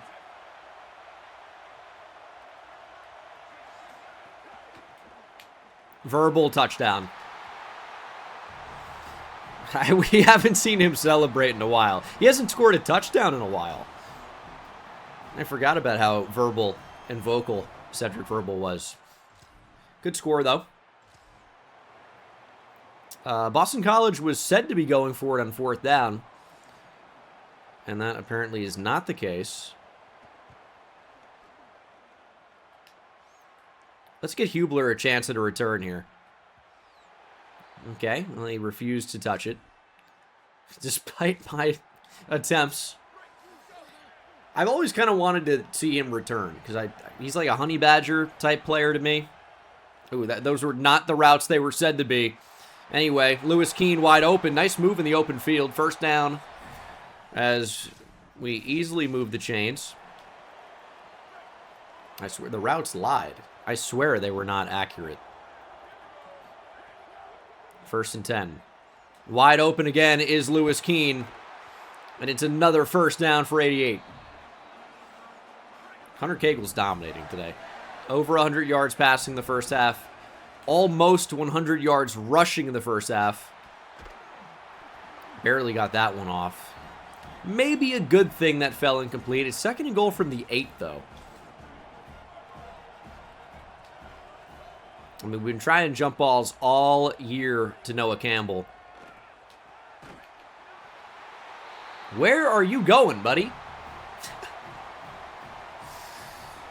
All right. Get that guy a map. Shout out the GOAT, Chris Move. Noah Campbell didn't really have to do anything there. The corner just ran away. Did not want anything to do with the unbelievable release ability of freshman receiver Noah Campbell. And it's 21-3. I told you this would be a dominant victory. And it looks to be.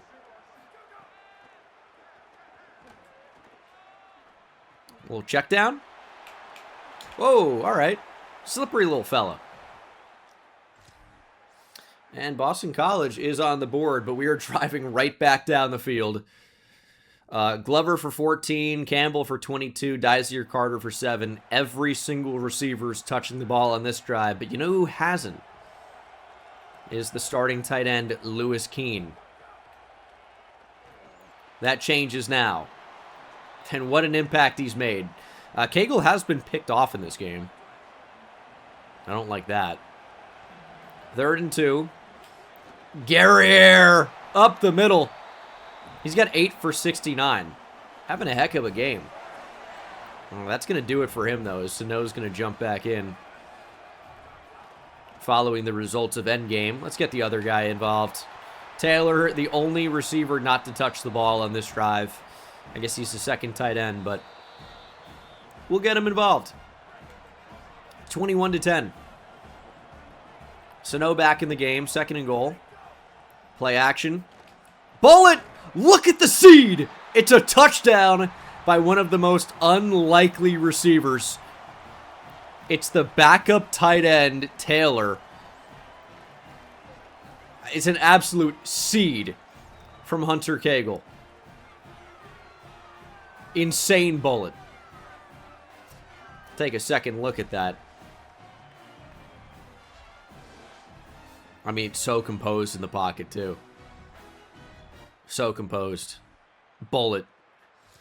Boston College down 18. We'll need to score and score now.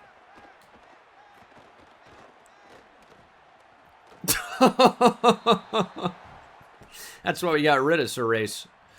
Bum. Goodness. That should have been a pick by Winston Millette. Should have been.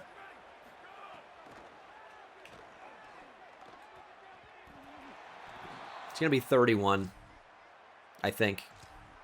And it is. Boston College will go for it, but this one is already decided.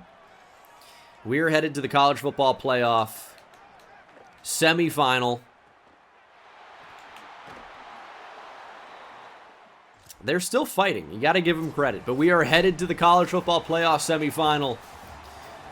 The Scarlet Knights have won the Rose Bowl. Fitting.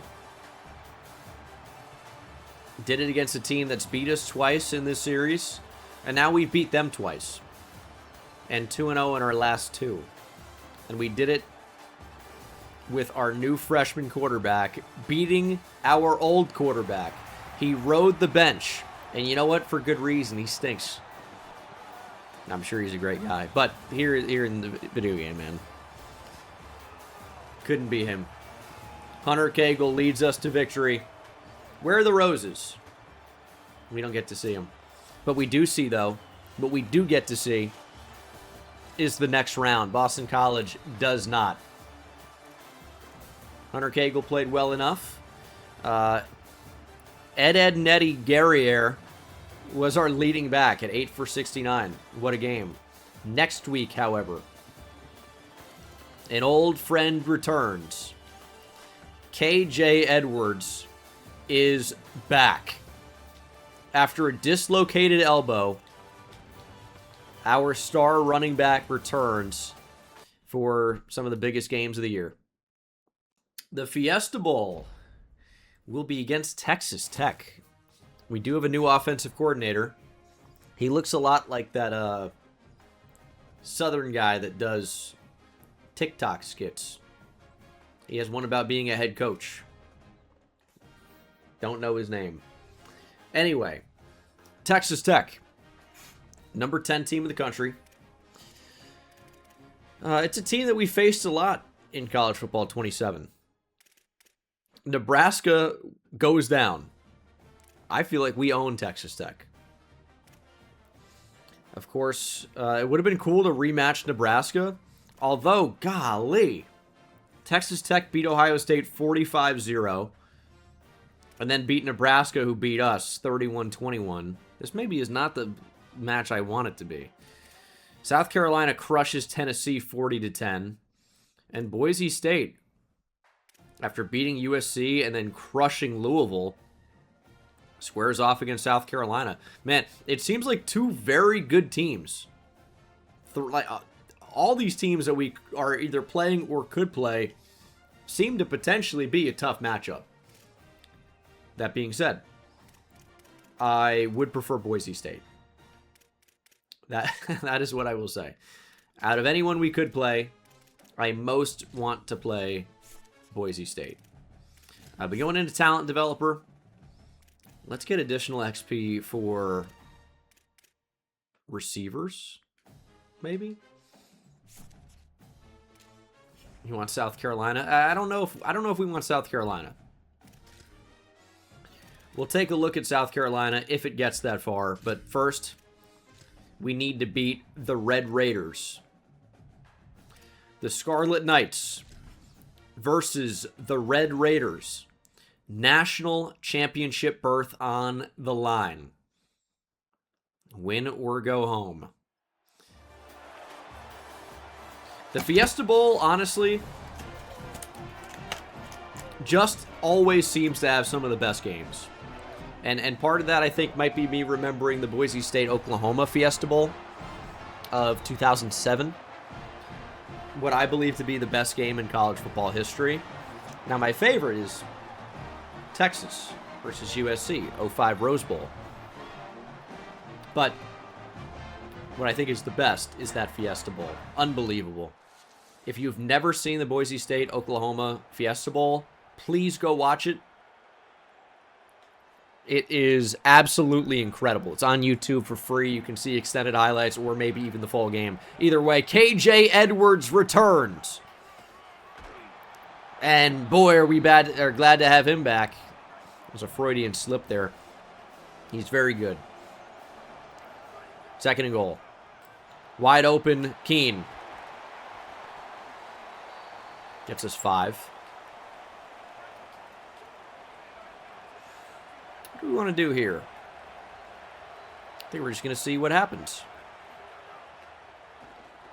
Just throw it right to the linebacker. That was cool. Yeah, back to replay mode. Never a good sign on this channel. Wide open. Well, until he wasn't. Until he wasn't.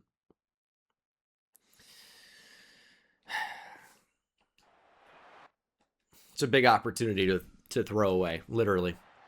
But our defense is great. They get us the football back, and we're already on the 14-yard line. Maybe we stay out of our own way. Let's give the ball to KJ Edwards. God, I mean, he's got 2 carries, is yet to get a yard. That's why we go into the pass.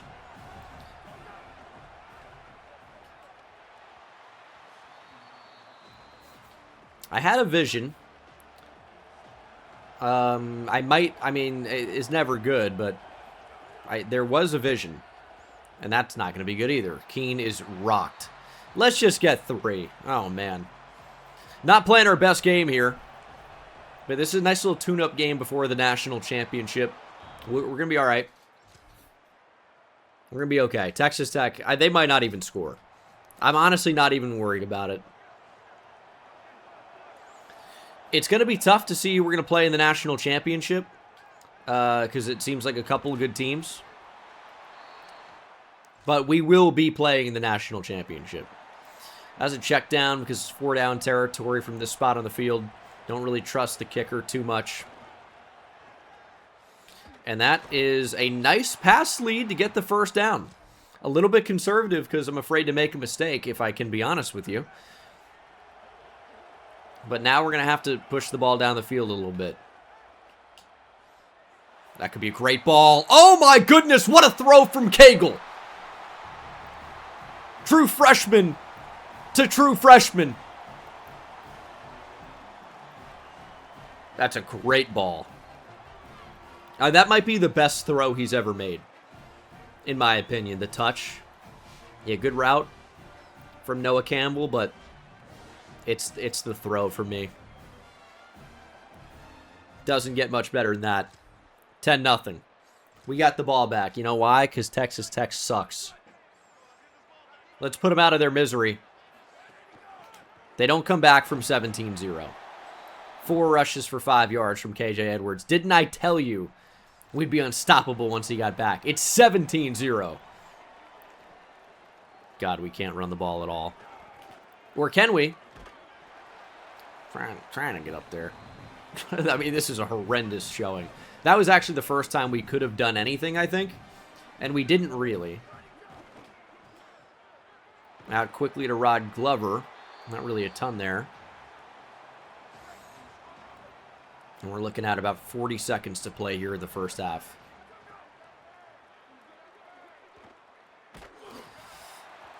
We're going to punt it away, obviously. Maybe just need to get rid of it quicker, I think, in that spot. But that's a very good punt. And that's decent coverage. I'd be shocked if Texas Tech gets anything here. They're not going to. We're into the third quarter. They're finally on the board. But I think we can just play to take time off the clock. And I don't think they score 17. There's KJ Edwards. He's actually a little bit banged up. Stop me if you've heard that before. And you know what? It's his first game back from injury. We're going to take him out of the game. Give me Ansu Sano. On the move. Faked him out. Lewis Keene. Touchdown. Dagger. It's done. Put him to sleep. Put the kids to bed. If you're a Texas Tech fan staying up late tonight, you can go to sleep. Back across body. They had a defensive lineman in coverage over the middle. Nobody on Lewis Keene. And they're going to keep trying, I guess. It's 4th and 8. If they don't get it here, it's absolutely over. If they do get it, it's still probably over. Ugh. I think I see why they've only scored 7 points in this one. Their quarterback sucks. But we've seen that before, I guess. 4th and 3, 4:24 to play. The running back's wide open. Eric Dones with his 3rd sack of the game. As Sano picks up 42 on the ground. What a run. Let's get Verbal in the game here. And this one's over. Oh, look at Sano running through the arm tackles. I wonder if it's because they're going for the ball. Sasquatch, thanks for the tier 1.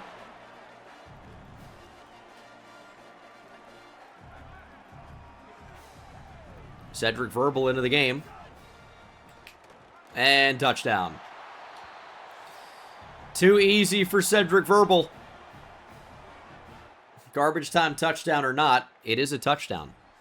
And there's still time somehow. There is still time. We could potentially score 40 and accidentally. One-on-one shot down the field at Michael Clayton. He knocks it away. And we've got no choice but to score here. I can't help but score. It's 3rd and 7. They should be going for the football here. They've called their final timeout. And Cedric Verbal up the middle, down to the 6-yard line. And that will do it. 34-7 is your final. Texas Tech is no match for the Scarlet Knights. Cagle, 15 of 30, 3 touchdowns, 2 picks. He also had the most attempts, factoring in sacks. Verbal goes 4 for 24 in a score. 5 for 61 for Sano. Hey, KJ Edwards was a complete non-factor. Long of 3, 8 for 14. Not great. Lewis Keene with the touchdown. Rod Glover and Noah Campbell scored as well. And then defensively, Eric Dones, 3.5 sacks. What a game for him. Kyle, 1.5, half a sack from Braden Presley and Jaden Sedbury, and picks for Jaden Blair, Messiah Tilson, who's hurt, and Michael Clayton. Don't like seeing the injury. Hopefully he's all right, but we are back in the national championship, playing the winner of either Boise State or South Carolina. South Carolina, the Gamecocks, have not lost a game all year. We're about to find out if that trend will continue. And that could be a very tough opponent for us in the national championship. Program Builder unlocked. And our opponent in the national championship will be Eric Dones. Now, what a game for him, though. 5 tackles for loss. Lewis Keene, very nice game. It is the Cox. South Carolina, Rutgers. 2 teams that were kind of good around the same time and not great at the same time. 15-0. And they barely beat Boise State. What a game this would have been to watch. 32-37. Boise State made the comeback. Just in the end, couldn't do it. Cash Herrera at quarterback. And then South Carolina has Malik Washington now. He had 12 for 124 on the ground, 2 touchdowns. Did fumble, also broke 9 tackles. Had 3 rushes of 20+. That's an interesting opponent. I wonder what that's going to play like. I mean, okay, no face there. They got a couple of pretty good offensive linemen. Malik Washington, it looks like, could be a problem. The rest of the team, I mean, not really particularly scary. And the offensive line really isn't even that great. They're only an 84 overall, but they just don't lose. Their linebackers kind of suck. And their secondary is no good. On paper, it looks like a team we completely destroy. Torn rotator cuff for Messiah Tilson, by the way. He's played his final game this year, at least. Well, for back-to-back titles, we've got to go through the Cox to do it. Could be a tough matchup. Could not be. Either way, we're going to give it our best shot.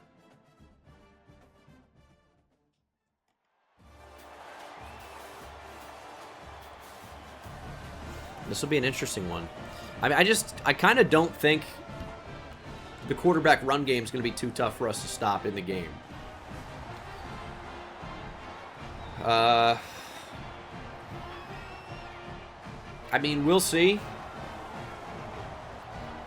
I feel like a lot of the time they can get you with the threat of the run, and then they throw it.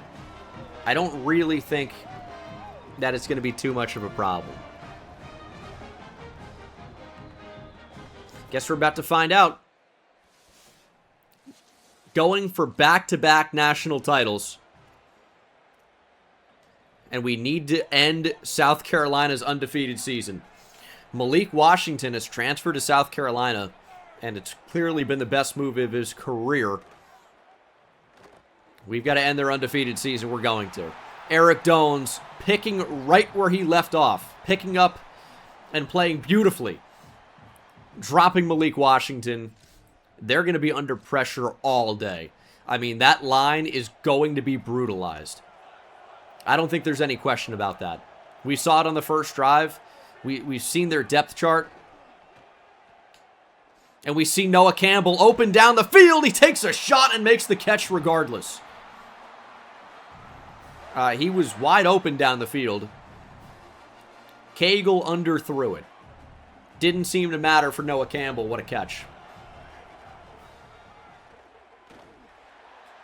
Diving effort will come up short. Rod Glover cannot make the catch. Man, he really came back, fired downhill quickly. Thought we were going to guarantee like 3rd and 5 there.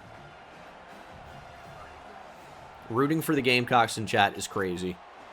Deep ball, Rod Glover. Come back and get it. Man, another drop for him.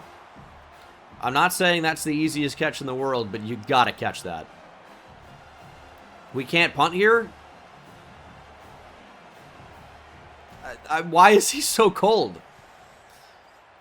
Doesn't matter, though. My punting ability, it just shines through. I'll tell you, it doesn't matter what they want to do to try and nerf the Dangus. I'm going to drill it on the one. That's why I'm the best punter on YouTube. Listen, you guys all get on me because I can't play offense. I can't play defense. I make mistakes. Watch me punt the damn football. You'll see what natural talent and ability is all about. 3rd down and 6 after we score a touchdown to make it 7-0. Malik Washington to the flat. Millette gets a hand on it. Cannot take it away. And rain coming down here in the national championship in Tampa. Does that favor us? I think it does. There's KJ Edwards. What a nice move from KJ. He's already got 8 for 59. Far more, I think, on that one carry than he had all last game. Or step up. Cagle. Nobody's around him. Hunter Cagle lowering the shoulder and is dropped at the 3 as he picks up more than 20. And a lot of time will come off the clock. Not really too worried about it. We're right where we want to be. KJ Edwards is dropped for a loss. All right, now we could speed up a little bit if we wanted to. Absolutely do not want to make a mistake in this spot, though. High point. Lewis Keene cannot come down with it. It nearly fell right onto him for an easy touchdown. All he needed to do was not let the ball bounce away. Couldn't do it. Let's get a timeout. Let's get a timeout here. Kind of don't like the call. I actually think we could run it here. Maybe not our best bet, though. Somebody wants to get open. Who's it going to be? Just late. Didn't really see anybody getting open. We'll take the 3. 3 has us right on track to win the game. I really think South Carolina is going to struggle to score in this one. Or maybe they won't. They've got the ball in the 8. And we know that pass rush can go crazy. No Messiah Tilson in this one. So we are down a man in the secondary. Nice tackle by Presley. I mean, I still probably want Hubler to kind of be that do-it-all type of player. Don't need to move him back in the secondary just now. I feel like he's just better in the box. Right on cue. Right on cue. Nice tackle by Hubler. And it's 3rd and goal.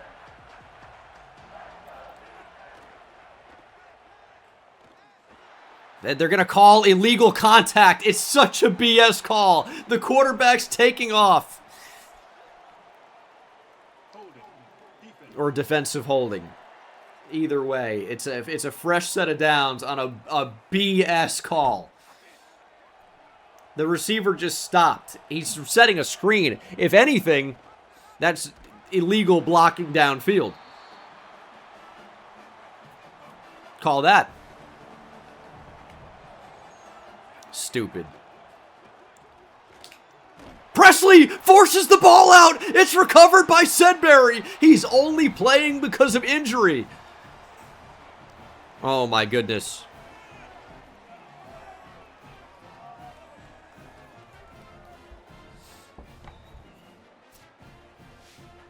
Braden Presley forces the ball out. That is a major ball don't lie moment. And not only do they not get 3, they get 0. Jaden Sedbury jumping on it. I mean, we've had a lot of forced fumbles this year that we have not jumped on. And we're not really able to capitalize on offense. It seems like we're going to be just back against the wall all game trying to make stops on this Gamecock offense. Here's 3rd and 8. Waiting for that slant. Down goes Washington. It's Braylon Edwards on the sack. Let's go. Good defense, and our defense needs help again. Interception by Kelvin Hunter as Hunter throws it to Hunter. Hunter Cagle, man, that's a really bad time for a pick. We're into the 4th quarter. Quick throw to the flat. Jaden Blair all over it. Malik Washington is 90 yards passing, and somehow his team's in position to tie this game. We've only scored 10 points. Awful display. Good defense. Rylan Reynolds, the true freshman, has had a fantastic season. He's really played great. 3rd and goal. Will they keep it on the ground? No. To the end zone. Maletroy right all over it right there. That's the game. Unfortunately, just a breakup. Could not come away with the ball. Malik Washington's going to run. And he's going to fight his way in. No way. Oh my God, Malik Washington had time against man coverage and somehow powers his way into the end zone. We had him stopped. Do we have a double agent on the field? We had him stopped. I got to take a second look at this one. Obviously need to get out there, man coverage.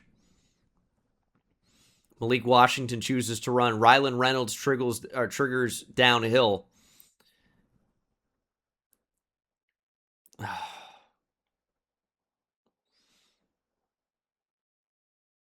And I guess he was going to score anyway. But it was, it was me. I took, with Winston Millette, knocked Reynolds out of the play. I don't know if he would have pulled him back. I think he was already falling ahead. I don't think that changed anything. But man, maybe it could have. D5, thank you for the prime.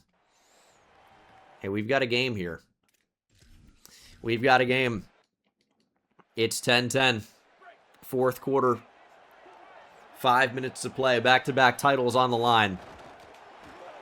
KJ Edwards is just banged up. He's got 15 for 72. He's played great, but his risk of injury is high. And he's going to be out of the game.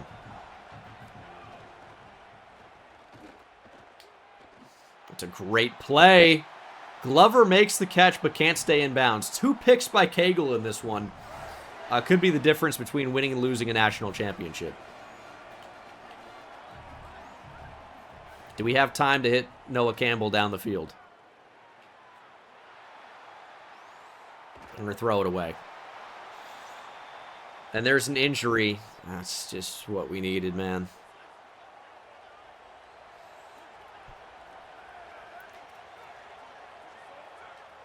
Let's try running the football here. See if Cedric Verbal can lower the shoulder and pick us up anything. Or he might be able to. He is stuffed by the safety, but a great run. Gonna get Barry Wright out of the game for a moment.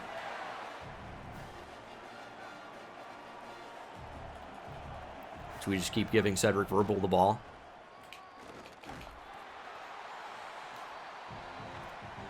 Still very much a developing player. Can't pick up so much as a yard there. 4 minutes to play. Glover gets it. Glover is stopped. And it's 3rd and 13. Rain continues to pick up here. Cagle going to be forced to run. Hunter Cagle on 3rd and 13. All the way down to the 10. What an effort. It's not just Malik Washington that can move.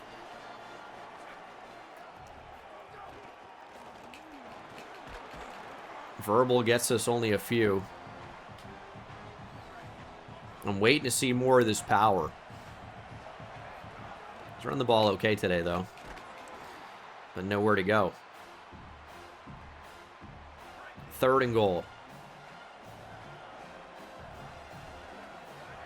We're going to keep it on the ground. And Verbal is met in the hole and dropped.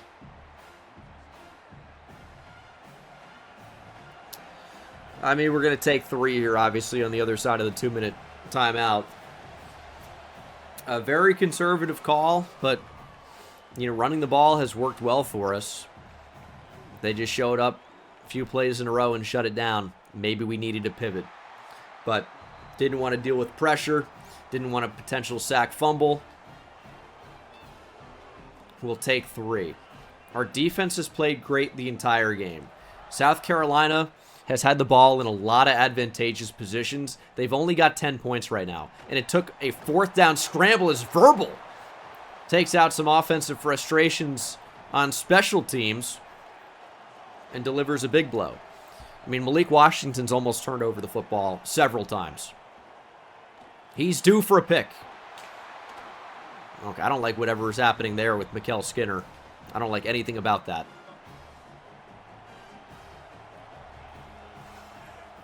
A lot of time left to play. So much time. Washington under pressure finds a receiver. I mean, we better absolutely drill him. If Millette can just square up a hit stick, the ball's going on the ground. Reynolds can't get a hand on it. Oh, there was confusion at the snap there of who had to cover who. We had a little bit of a late jump, and we just couldn't get a hand on it. South Carolina threatening. And they've got some open options. Malik Washington will run, though, and Benjamin Hubler, if he could land a hit stick, could be a game-changing type of play. Couldn't do it. Wide open. I mean, we're going for these big hits. Big hits can change the game. Although, the #1 goal, keep South Carolina out of the end zone. Touchdown wins the game. 3 potentially sends this national championship to overtime. He's going to run. Big hit, Millette! Washington holds on. Inside 30 seconds. If we allow a touchdown, we're going to have no time to answer. It's got to be the defense. It needs to be. 20 seconds now. Throw to the end zone. He's wide open.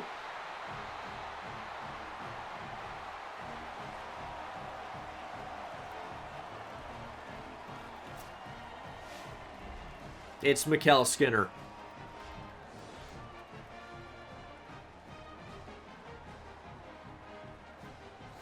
South Carolina takes the lead.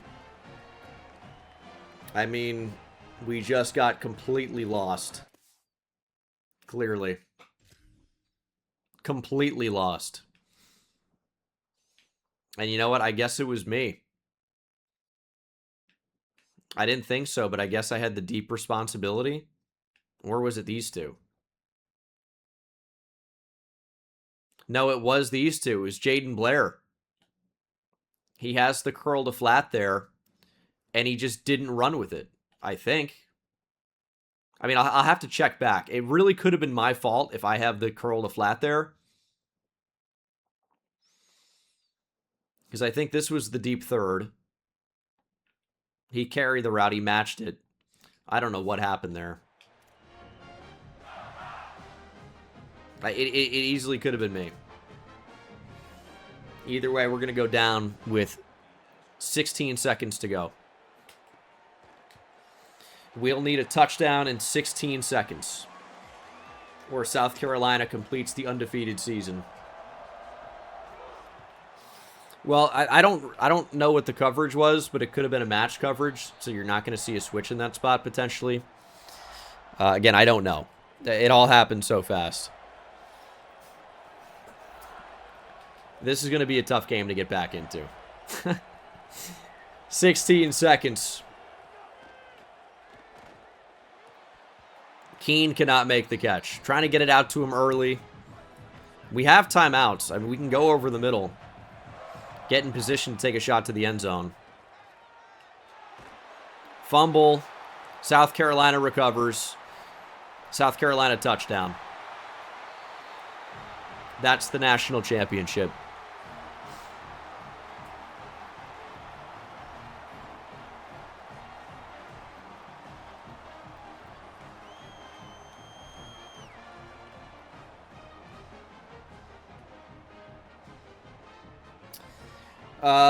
Man, not the way we wanted this one to go. I think that's fair to say.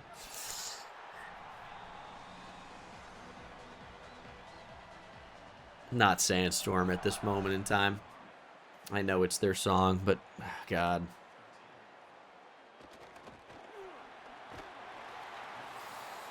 One second on the clock. Hey, maybe a Hail Mary could be good. I like that call. We just need to score more points than is allowed within the game of football.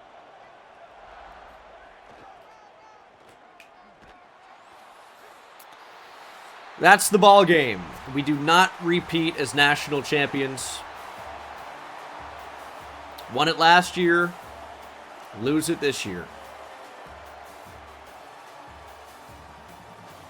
Disappointing finish to an otherwise great year. But our two losses were the two championship games. We didn't win the Big Ten, and we didn't win the national championship. Malik Washington did prove to be a challenge.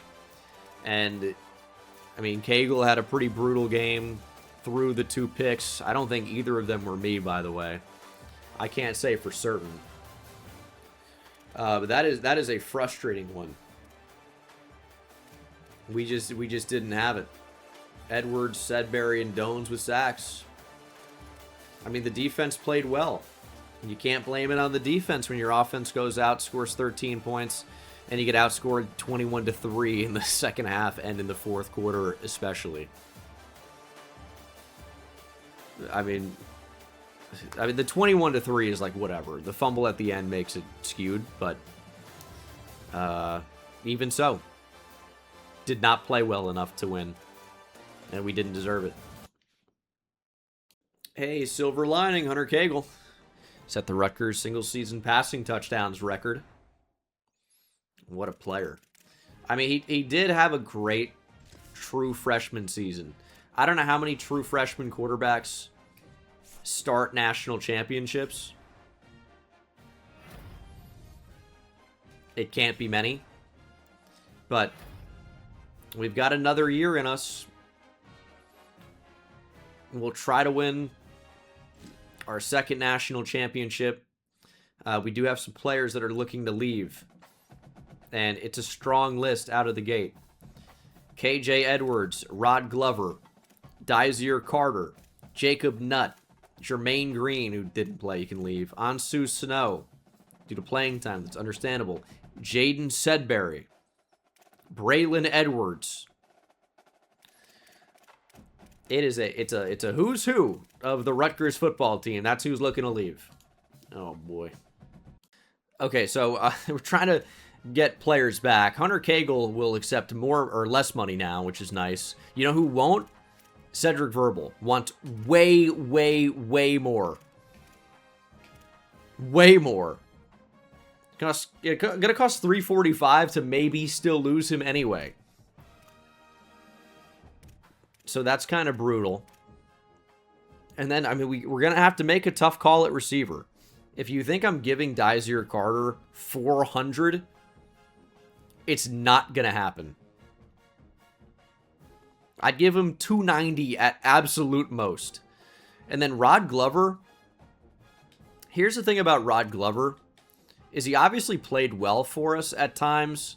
I don't think he's a wide receiver 1 type of guy. His catching is capped. I just think we can do better. And we've got a potentially really special receiver coming in. We'll lower this on Noah Campbell. So I think we just have to be happy about the time that we had with Rod Glover. Also, yeah, he might get drafted. He's a redshirt junior. Hopefully he goes to the draft.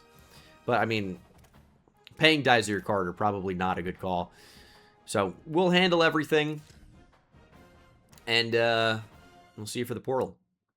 So, I was trying to kind of be in 2 places at once. And Dysere Carter wants a ton of money. If I didn't mention it already, outside of the stream, Dysere Carter wants a ton of money. And what I was going to do was give him like 290 or so, which still doesn't really even change things very much for him. It'd still be like a 90% chance he leaves. Well, what I'm doing now is just daring him to go to the portal. Because what that does is gives us the amount of NIL possible to upgrade to an elite facility. So we have upgraded, and that will be built, and we will head to the portal. Now, just because these players are threatening to leave, by the way, as you're about to see, that doesn't mean they're going to leave. It just means that there's a big chance that they do. As Mizzou's trying to make a real run at Lamont Hassan, we cannot allow that. He looks generational. Cannot allow that. Players leaving. Position by position. Nobody at quarterback. KJ Edwards to the draft. Ansu Sano, Ed Guerrier. KJ Edwards has decided to stay. He'll be back for another season. Okay. That's a big get. Rod Glover to the draft. Dysere Carter to the draft. Jermaine Green and C.D. Gill will transfer. Tight end, graduating Jason Fowler and Dakota Taylor. Losing some players on our offensive line, including Anthony Boswell, who's projected to go round 1 as a center. A real rarity. Braxton Kyle wanting to go pro. Can't allow that. He has not been persuaded he's headed to the draft. If we lose Braxton Kyle, which we are, we cannot lose the nut. We got to save Nut, and he's decided to stay. So we still have 2 very good defensive tackles. We lose the third, and Braxton Kyle played a lot. Elijah King will transfer, but thankfully nothing at edge, which is big. At linebacker, we have a lot of linebackers coming in. Not mad about losing any of these guys. Donovan Jones is going to get drafted. And then we keep all of our safeties and specialists, even though maybe I don't want to leave or lose or keep the specialists. But we head to the transfer portal. We know that we need what? Offensive line, just because. Can always use offensive line. Receiver, as Anthony Boswell does go round 1. Rod Glover and Braxton Kyle are day 2 picks. Ansu Sano, Dysere Carter, Jamar to C, and Donovan Jones all get drafted on day 3. And we head to the portal. We have some really great talent coming in. And a potential quarterback controversy. And I know you're thinking, how could you possibly go to a different quarterback following a true freshman national championship run, which we didn't finish. I want to make that clear. But it was a run. How do you possibly replace him? Hey, next man up. Who helps us win the most? That's what the great programs do. The greatest teams are not complacent. The greatest teams do whatever it takes to win. We're going to get Lamont Hassan on campus. We will also be getting the quarterback, Nathan Byers, on campus. That'll be a nice complimentary visit. Byers will commit to us if that visit goes well. Can we also get him some buddies on the offensive line potentially? Unlikely. Unless one of the transfer portal players already has interest. But look at the linebackers coming in. We've got 3 good ones. I can guarantee you Gary Smith will start as a true freshman. I'll guarantee it. Guarantee. So we don't really need linebacker. I think Amari Adams could potentially start.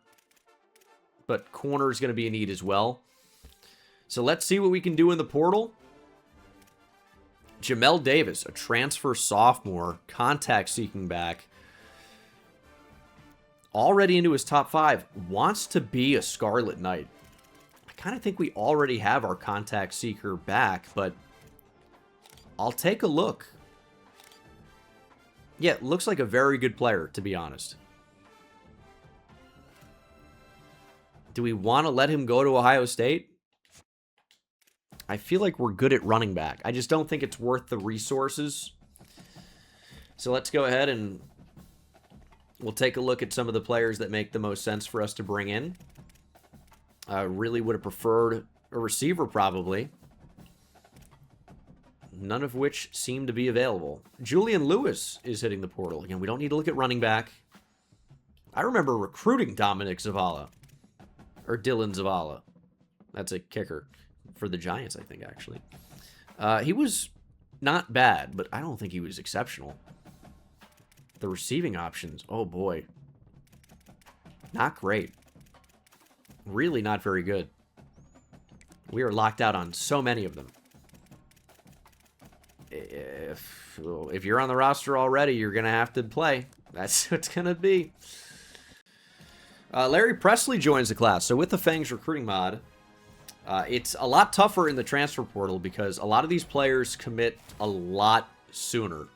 So if you're not like on them from the start, you might be SOL, as they say. Shit out of luck, which we are in a number of different cases. However, not in every case. Nathan Byers will be a Scarlet Knight. But a lot of the transfer portal options are completely gone.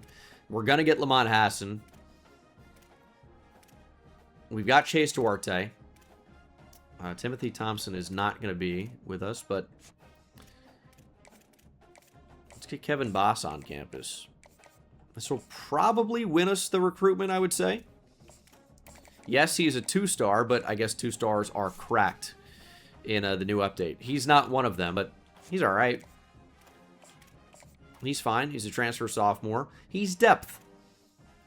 Not every player needs to be the best player you've ever seen. So, hey, really nice season. A really awful final thing that happened. And sometimes that's the way she goes. So we will get ready for season number 4 by doing the only thing we can do. Keep pushing. Keep on keeping on.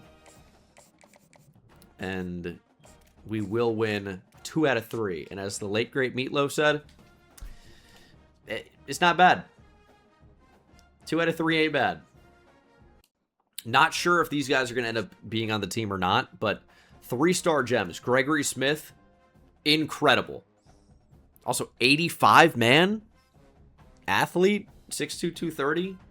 Are you trying to play cornerback, young man? 92 tackle. I mean, strong safety, potentially. And then Ryan Riggins, I believe, is the son of John Riggins, the legendary running back. Adopted, maybe. He looks very good. You can find some crazy 3-star gems. And I believe we have. So if we can fill out the class with those guys, that would be nice. I like that there are 3-star gems, as Nathan Byers has committed 5-star quarterback from River Rouge, Michigan. Now we'll probably play Michigan. There is a bit of a quarterback controversy, potentially. But what a find. Class has certainly come together. We've got good depth, pickups and pieces. And we've also managed to bring in top-end talent, both in the portal, but more so at the high school level. More so at the high school level.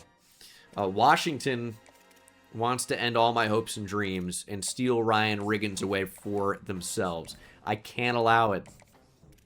But at the same time, we can't even hard sell him because we just don't know what it's going to be. We got to try to chase down Washington. We got to try to chase down Louisville. I don't think it's going to happen. We found these gems too late. We found them too late.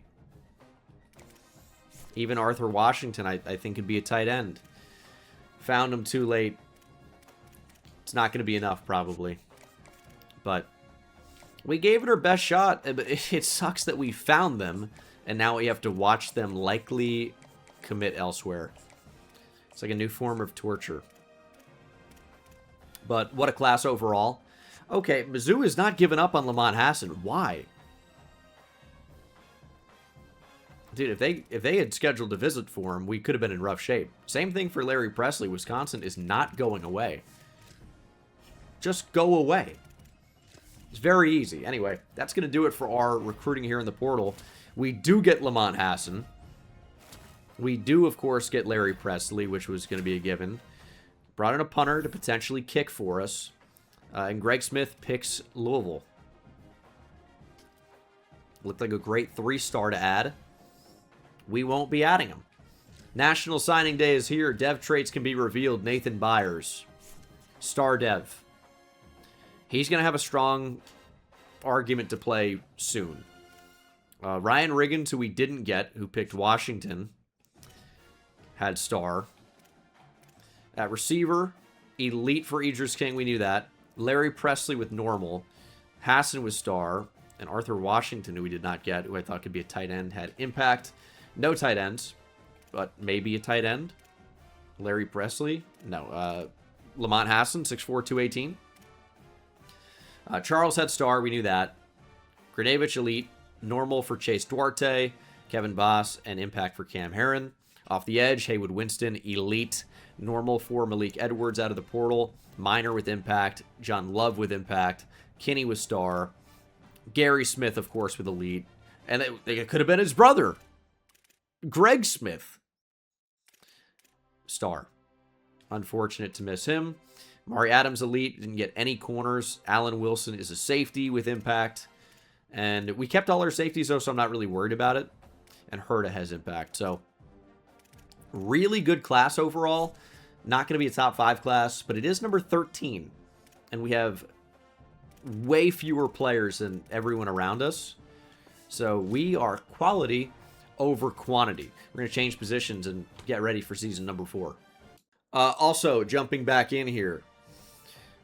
So, I'm surprised Idris King does not have any abilities, but these are the generational players that exist within the recruiting mod. Gary Smith is a 90 with 5 abilities. For some reason, Idris King has 0 abilities, but is a 90 overall, the highest rated player on our entire roster.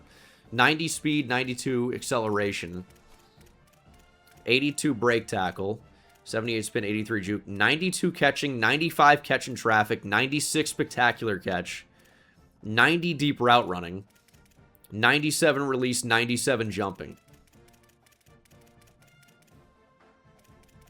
Yeah, we'll figure out the abilities. 99 stamina, 96 toughness, 92 injury, even 85 long snapping. King is right. The last name fits. What the hell? And yeah, I understand people that might think it's OP, but instant impact freshmen exist, and they don't really exist in the actual game. I like generational prospects to exist. Every team can have them, and especially with progression in this game. Man, what a player for Alabama.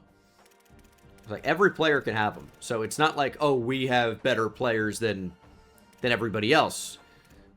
Andre Johnson Jr. looks like a beast. So I think it's a cool thing. Wow, Clemson got quite a few of these guys. 92 overall. True freshman linebacker. He's got 99 tackle, 96 hit power, 92 block shed. Yeah, okay. I think it's cool. I'm going to keep it on. I like it. But, holy hell. Some of these players are absolutely disgusting. So, this is what we have working. Yeah, I mean, these are very strong true freshmen. For sure. Would it work in a team builder type of series? Maybe not. I still like that there can be instant impact freshmen, but maybe they are too good overall. But it's tough to reconcile because should there be 90 overall freshmen that can exist? I actually do think so. But when you get to the 3 stars that can also be like, you know, like 83 overall, that would be a little bit tougher for a team builder where you want more longevity. Nathan Byers is an 83, by the way. The 5-star is actually a higher overall than Hunter Cagle. This is pre-upgrades, though. Unfortunately, a lot of the fun players, though, bad skill caps. Like Lamont Hassan, we were super excited about. He was a Gem 3-star. He's a 79 overall with 99 speed. He's sick. With Star Dev, his skill caps are awful. He's actually a higher overall running back, but the athlete contested specialists generate with no trucking or stiff arm. And they can't block at all. So it's kind of an interesting thing to try and figure out. So there's still some tinkering to be done with the settings maybe on the recruiting mod, but I do like, at least in this series, that there are some insane players you can get. But you got to remember, if every team is capable of getting these types of players, is it overpowered? It's just the rating formula for every team is different. So, again, it is something to consider. There's got to be some balance I can find for sure. But I do like that there can be instant impact players. Daniel Bailey, who we looked at the start, 85 overall for him. Very nice. It is kind of fun to see where some of these players ended up. But, again, we are ready for season number 4. We'll do upgrades. And I can't go back-to-back because we lost the national championship. But what we can do is win 2 out of 3, as I've said.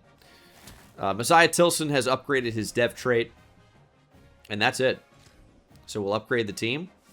And KJ Edwards has 58 skill points. Major Harris, 78. So the upgrade to the facilities is already paying off. Some of these guys have a lot more skill points than we've seen before. So that is going to do it for season number 3. We get ready for season number 4. Gary Smith is an All-American preseason first team as a true freshman. Shout out to Gary Smith. He's a generational type of player. I'm excited to see what his career looks like. Thank you for watching, and I'll see you in the next one. Take it easy. At some point.